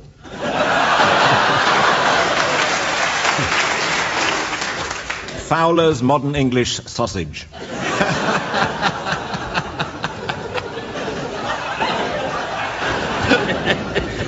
The Veals on the Bus.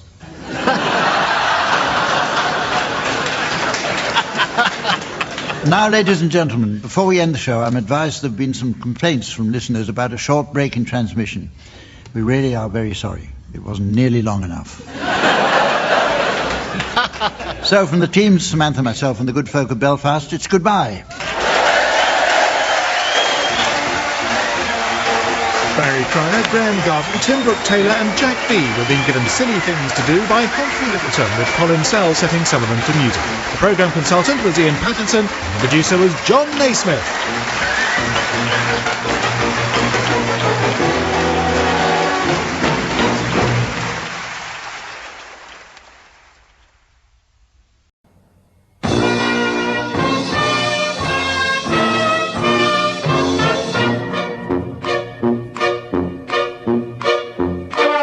We present I'm Sorry I Haven't a Clue, the antidote to panel games.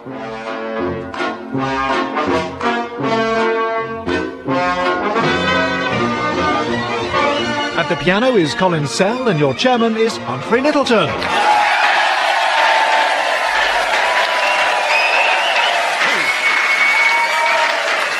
Hello and welcome to I'm Sorry I Haven't a Clue. You join us for a second week in the historic town of Dartford. Dartford was but a small village until the Middle Ages, when the town enjoyed rapid growth thanks to the many pilgrims passing through on their way to Canterbury.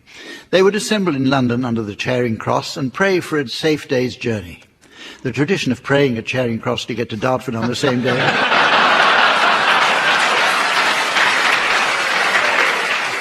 survives even now. In 1660, Dartford was struck by the plague.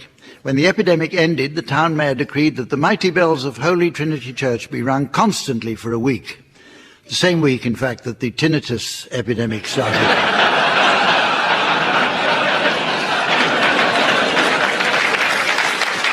During the industrial age, Dartford took to making fine wax candles and became the largest producer in Europe.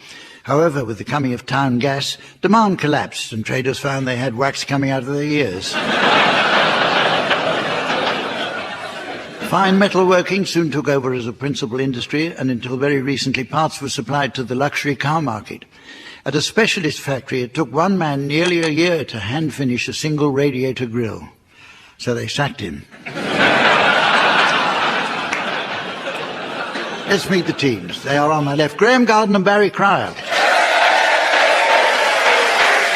And on my right, Tony Hawks and Tim Brooke-Taylor.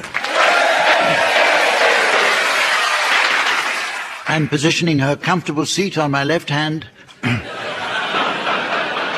please welcome our ever-fragrant scorer, the little Santa.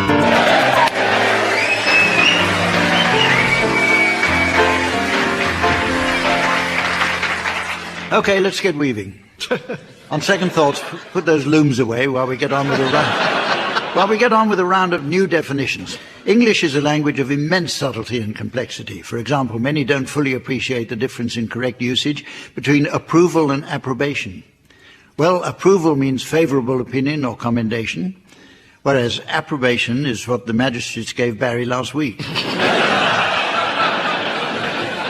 But our mother tongue is constantly changing, and I'd like the teams to share any words they may have spotted recently that have acquired new meanings. Tony, would you care to start, please? Crescendo. Termination of childcare.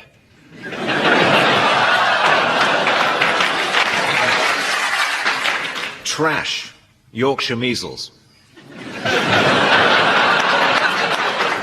Tim? Mogadon. My cat's a professor.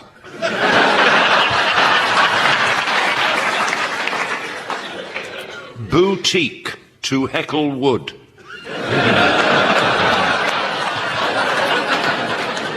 Cabaret. A wide range of available taxis.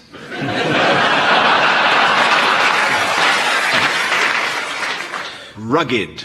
Wearing a wig.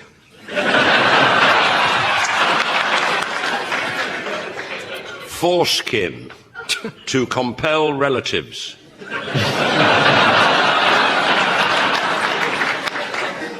Brandish. What Barry orders after a meal.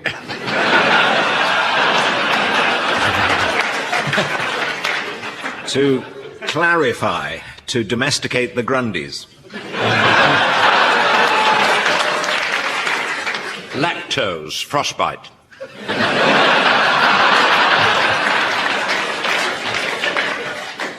Coquette. Small penis.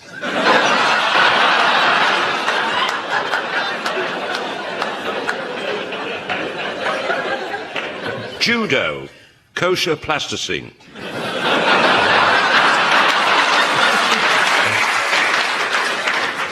The teams are going to give full vent to their acting skills now in a game called Sound Charades. This has been cunningly adapted from the erstwhile TV favourite Give Us a Clue, in which the teams mime the titles of popular songbooks or films within a strict time limit. The undoubted master of the genre was Lionel Blair, but even he occasionally struggled to convey a title in mime.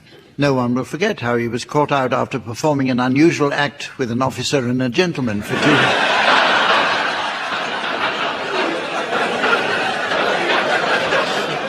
two whole minutes. In the original game, the teams weren't allowed to speak, leaving the audience collapsed with mirth. This version is completely different. Tim and Tony, you're going to start, please, and your title will shortly be displayed to the audience via the laser display screen. And here's the mystery voice for listeners at home. A man for all seasons. A man for all seasons. Right, you're guessing this one, Barry and Graeme. Yep. Off you go, Tim and Tony. It's 5 words, and it's... A play and a film. It is indeed. And it goes something very like this. All right, cheers. You enjoying that meal? Enjoying it very much indeed. Fish looks lovely. Yeah. Fish is delicious. It's good, yeah, tremendous. I'll tell you what, though, I mean, it's a bit fed up recently with this sort of weather, this constant changeable weather. You know, 1 minute it's bright, then showery. No, showers, I love it. It's because you never quite know. It's so fresh. Yeah, so everything growing. You like that? I love it. Love it. Yes, no, it's lovely. Of course, then of course you look forward after that, don't you? We want it to be warm and sunny. And of course, last summer it was so hot, it was ridiculous. Don't you like it hot? No. I love it hot. I go on holidays, get hot weather. No, it's absolutely wonderful. Then, of course, after that, you get the leaves on the tracks, don't you? They're coming down, they fall off the trees. Aren't they beautiful, those leaves? Aren't they absolutely fantastic? All the myriad colours. It looks like, oh, God is celebrating. You like them? Yeah, you right. Very much indeed. Do you want any more salt on I shall have some pepper as well. Yeah, okay.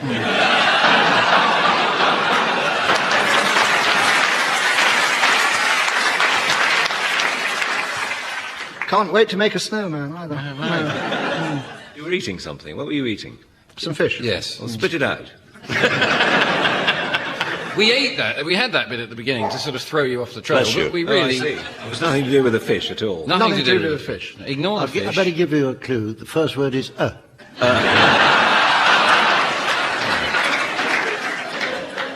he liked his salt and pepper. He liked his seasoning. Yes.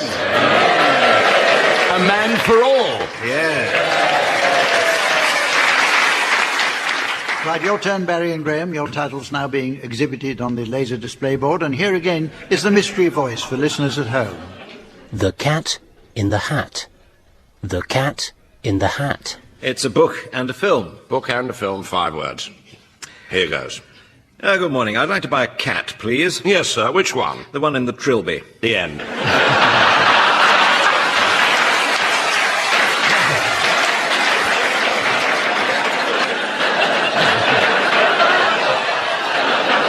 Don't patronise us. The Cat in the Hat. Hat time's up. The next round was specially devised by our games designers to challenge the team's musical abilities. Can't have been a very lengthy meeting. Actually, that's a little unfair, as Tim and Graeme enjoyed success with their goodies records. Tony was in the top 10 with a band called Morris Minor and the Majors, and Barry once had a surprise #1 in Finland.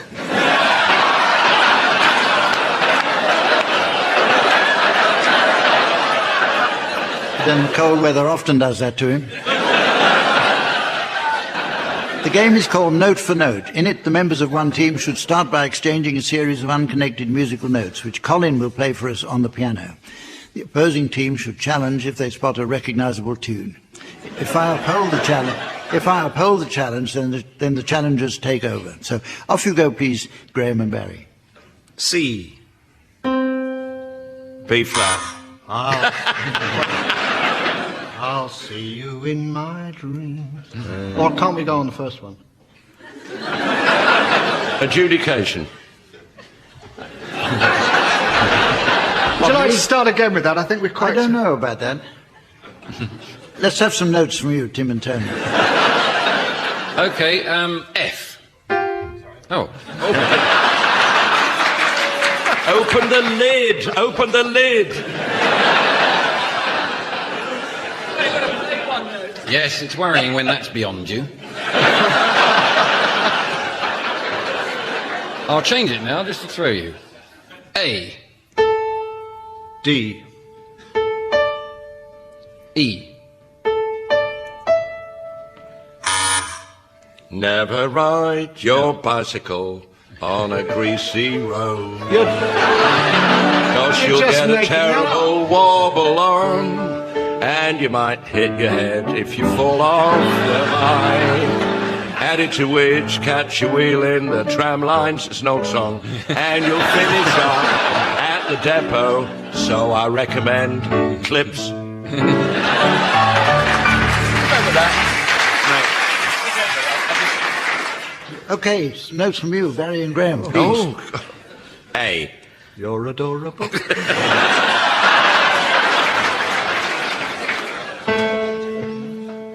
C. G.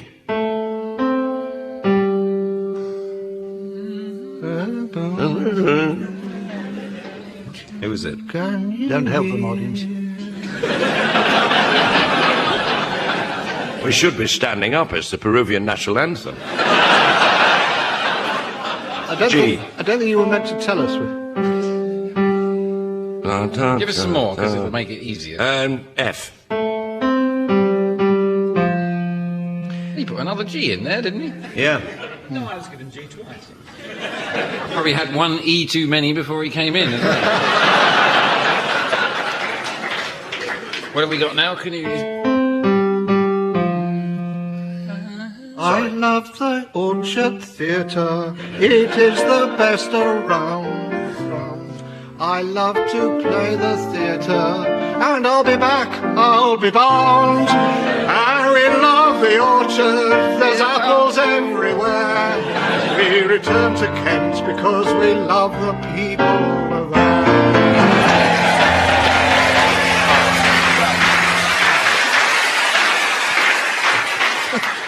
Right, with all to play for, it's now time to play the game called Mornington Crescent. First, I noticed from the listener reaction log that the squirrels have been at it again. And that we've received this letter from a Mrs. Trellis of North Wales. She writes, Dear Rolf, here's a handy hint. When you put the cat out, always use a high-quality fire extinguisher.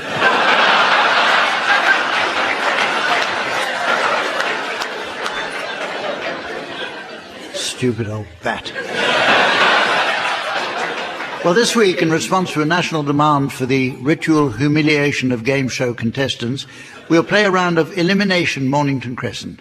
In this variation, the teams must actually work together to accumulate as many points as possible during the game. However, at certain points, I shall ask each panellist to vote off the person they consider not to be pulling their weight. OK, teams. Tim, will you start, please? Burnt Oak.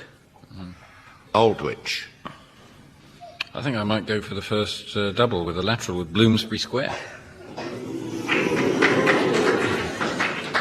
It's Don't good. peak too soon. Well, that's knocked the point score up nicely. So Piccadilly would help with that too. Yeah. Well, with it that high. Bank? Yeah. Is that the station bank? No, it's that banking then.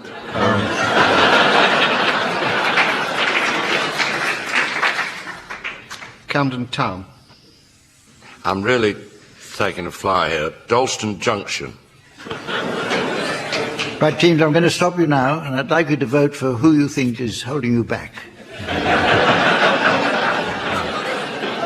Tim. Barry. Graeme. Tony. Tony? I have to say, and I know this is going to be unpopular, but Barry has got to go, I'm afraid. It's the kindest thing. Well, Tony. Not revenge. I was going to vote for Tony off anyway. Tim, why Tony?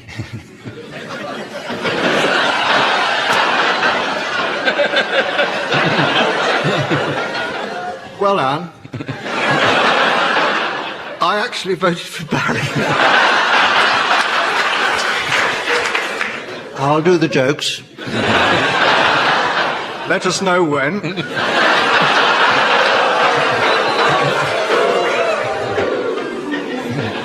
Tony, I'm sorry, it's you. There were 2 Barry votes. A 2-all draw, yes. but I have to We're go. being to admit it. Listen, it's bad enough having you to announce these games. Don't expect me to listen to the bloody things, do you? OK. I accept your adjudication, and I'll take the walk of shame.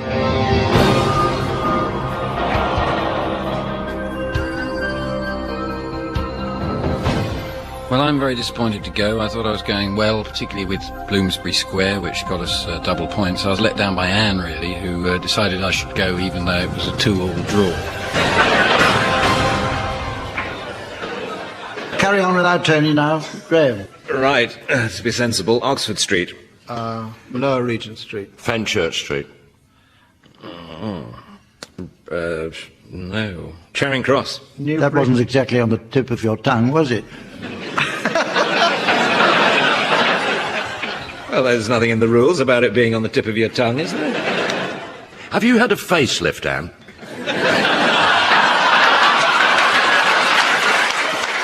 I'm asking the questions. Hatton Cross. Haringey. Paddington. Perry Vale. But I'll stop you there. That counts double. Yes, it does, but you were too Natural. late. Will you vote, please, for... Why am I saying please? I'm in the wrong place. I'd like to vote for Barry, and I'm being consistent. I vote Tim. Well, I know Barry is my teammate, and he is consistently the best player of the game so far, and recently saved my family from drowning. Putting all that to one side, Barry. Graeme, why Barry? Just a whim, really. Tim, why Barry? Cheap laugh, basically. Barry, why not Barry?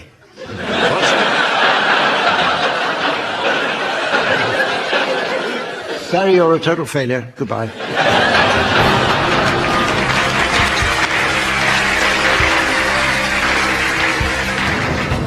Not too disappointed, and I would say it's the taking part, not the winning. Or to put it another way, it's the winning, not the taking part. And I'm quite pissed off, but I think Anne is... I have to say, Anne's looking 20 years younger. OK, start again, Tim. Archway. Monument. Hatton Cross. In that case, Dulwich. Modern rules done. In a few moments, Dulwich. The Simpsons.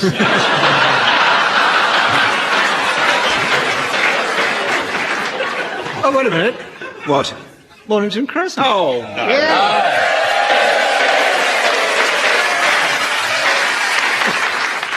Our next game takes a look at the fascinating world of the greetings card. There are greetings cards available for many diverse occasions, such as Mother's Day, when sending your mother a cute picture of 3 kittens in a Wellington boot on a bit of folded cardboard is deemed sufficient thanks for her going through the excruciating pain of childbirth.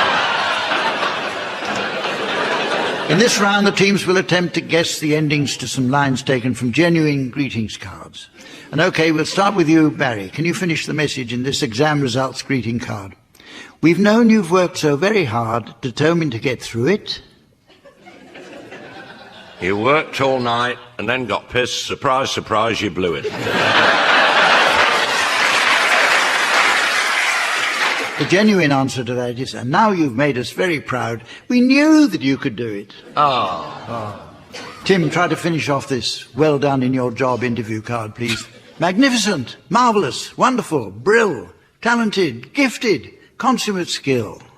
Shrewd, adroit, crafty, clever and porous. These are all words from Roger's Thesaurus. The answer is outstanding, fantastic, A1, excel. And that's just a sender. You're great as well. Piffle. Graeme, can you complete this wedding anniversary card for wife or husband? Just like a lighthouse on the rocks, withstanding stormy weather.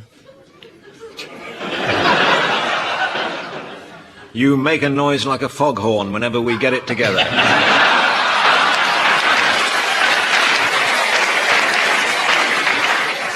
It's really, your love has shone throughout the years, stronger now than ever. Yeah. Tony, can you complete this happy 16th birthday card? 16 years have come and gone, and now your birthday's here. And now you can do legally what you've been doing all bloody year.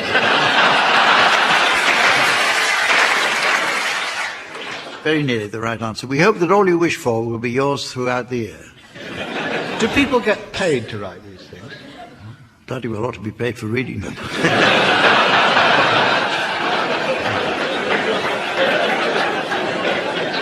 Barry, I have a message and a sympathy card for you to finish off, please. Sometimes words are inadequate, our feelings to express. But just look at it this way, at meal times it's one less.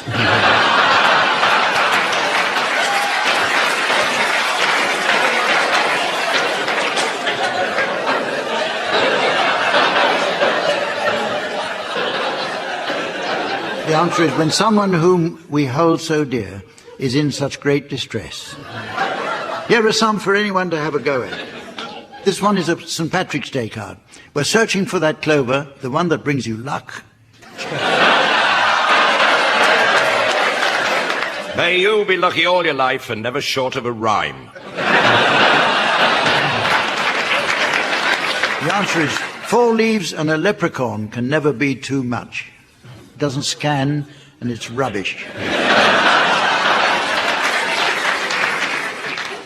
Here's a 90th birthday greetings card. Happy birthday to you and heartfelt congratulations. We really hope you'll have a joyful celebration. I said, we really hope you have a joyful celebration.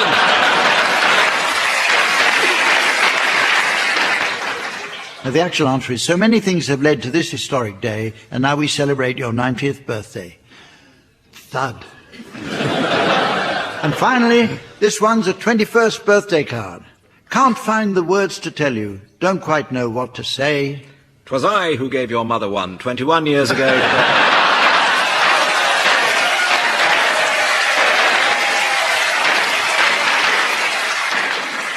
Which is the right answer. It's music time now with Swanee Kazoo, where the teams duet to meld the ethereal lilt of the Swanee whistle with the chirpy croak of the kazoo. Tim and Tony, you can start this. I'd like you to provide us with a rendition of If I Were a Rich Man, to feature Tony Hawks on the kazoo and Tim Brooke-Taylor on the swanny whistle.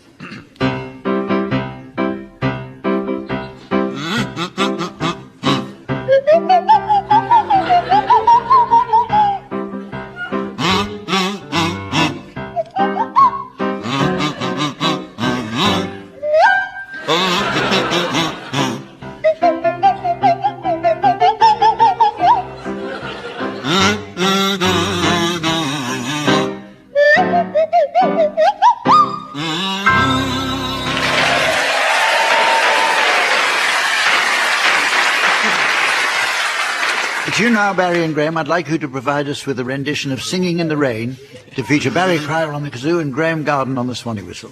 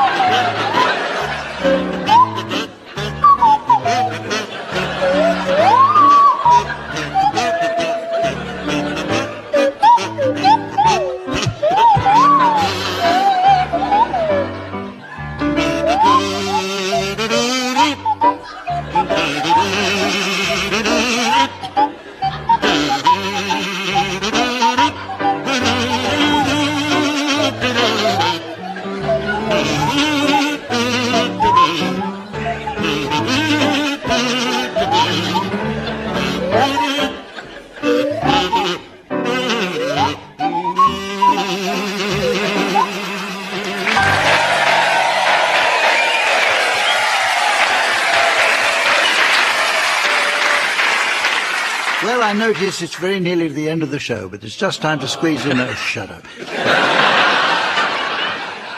But it's just time to squeeze in a round of Car Mechanics Book Club. Samantha is off just now to her vehicle maintenance evening class, where she says she's keen to strip down a little Austin for a full service.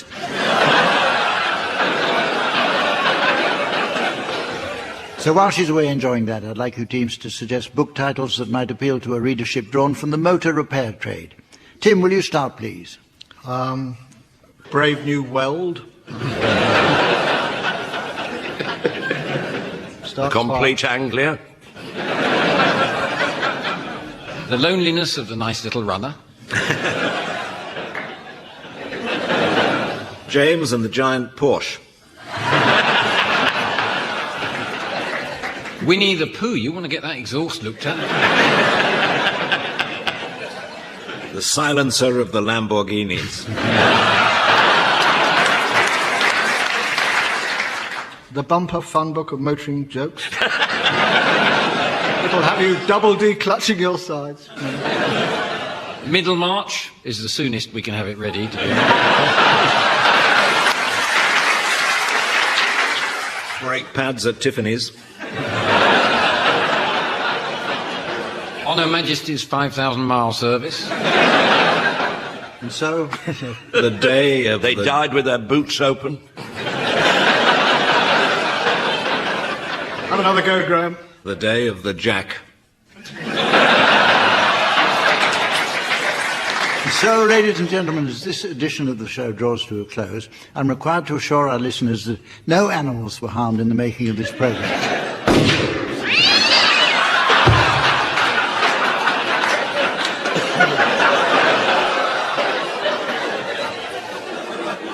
Until now, that is. And so, from the team, Samantha, myself, and the good folk of Dartford, it's goodbye.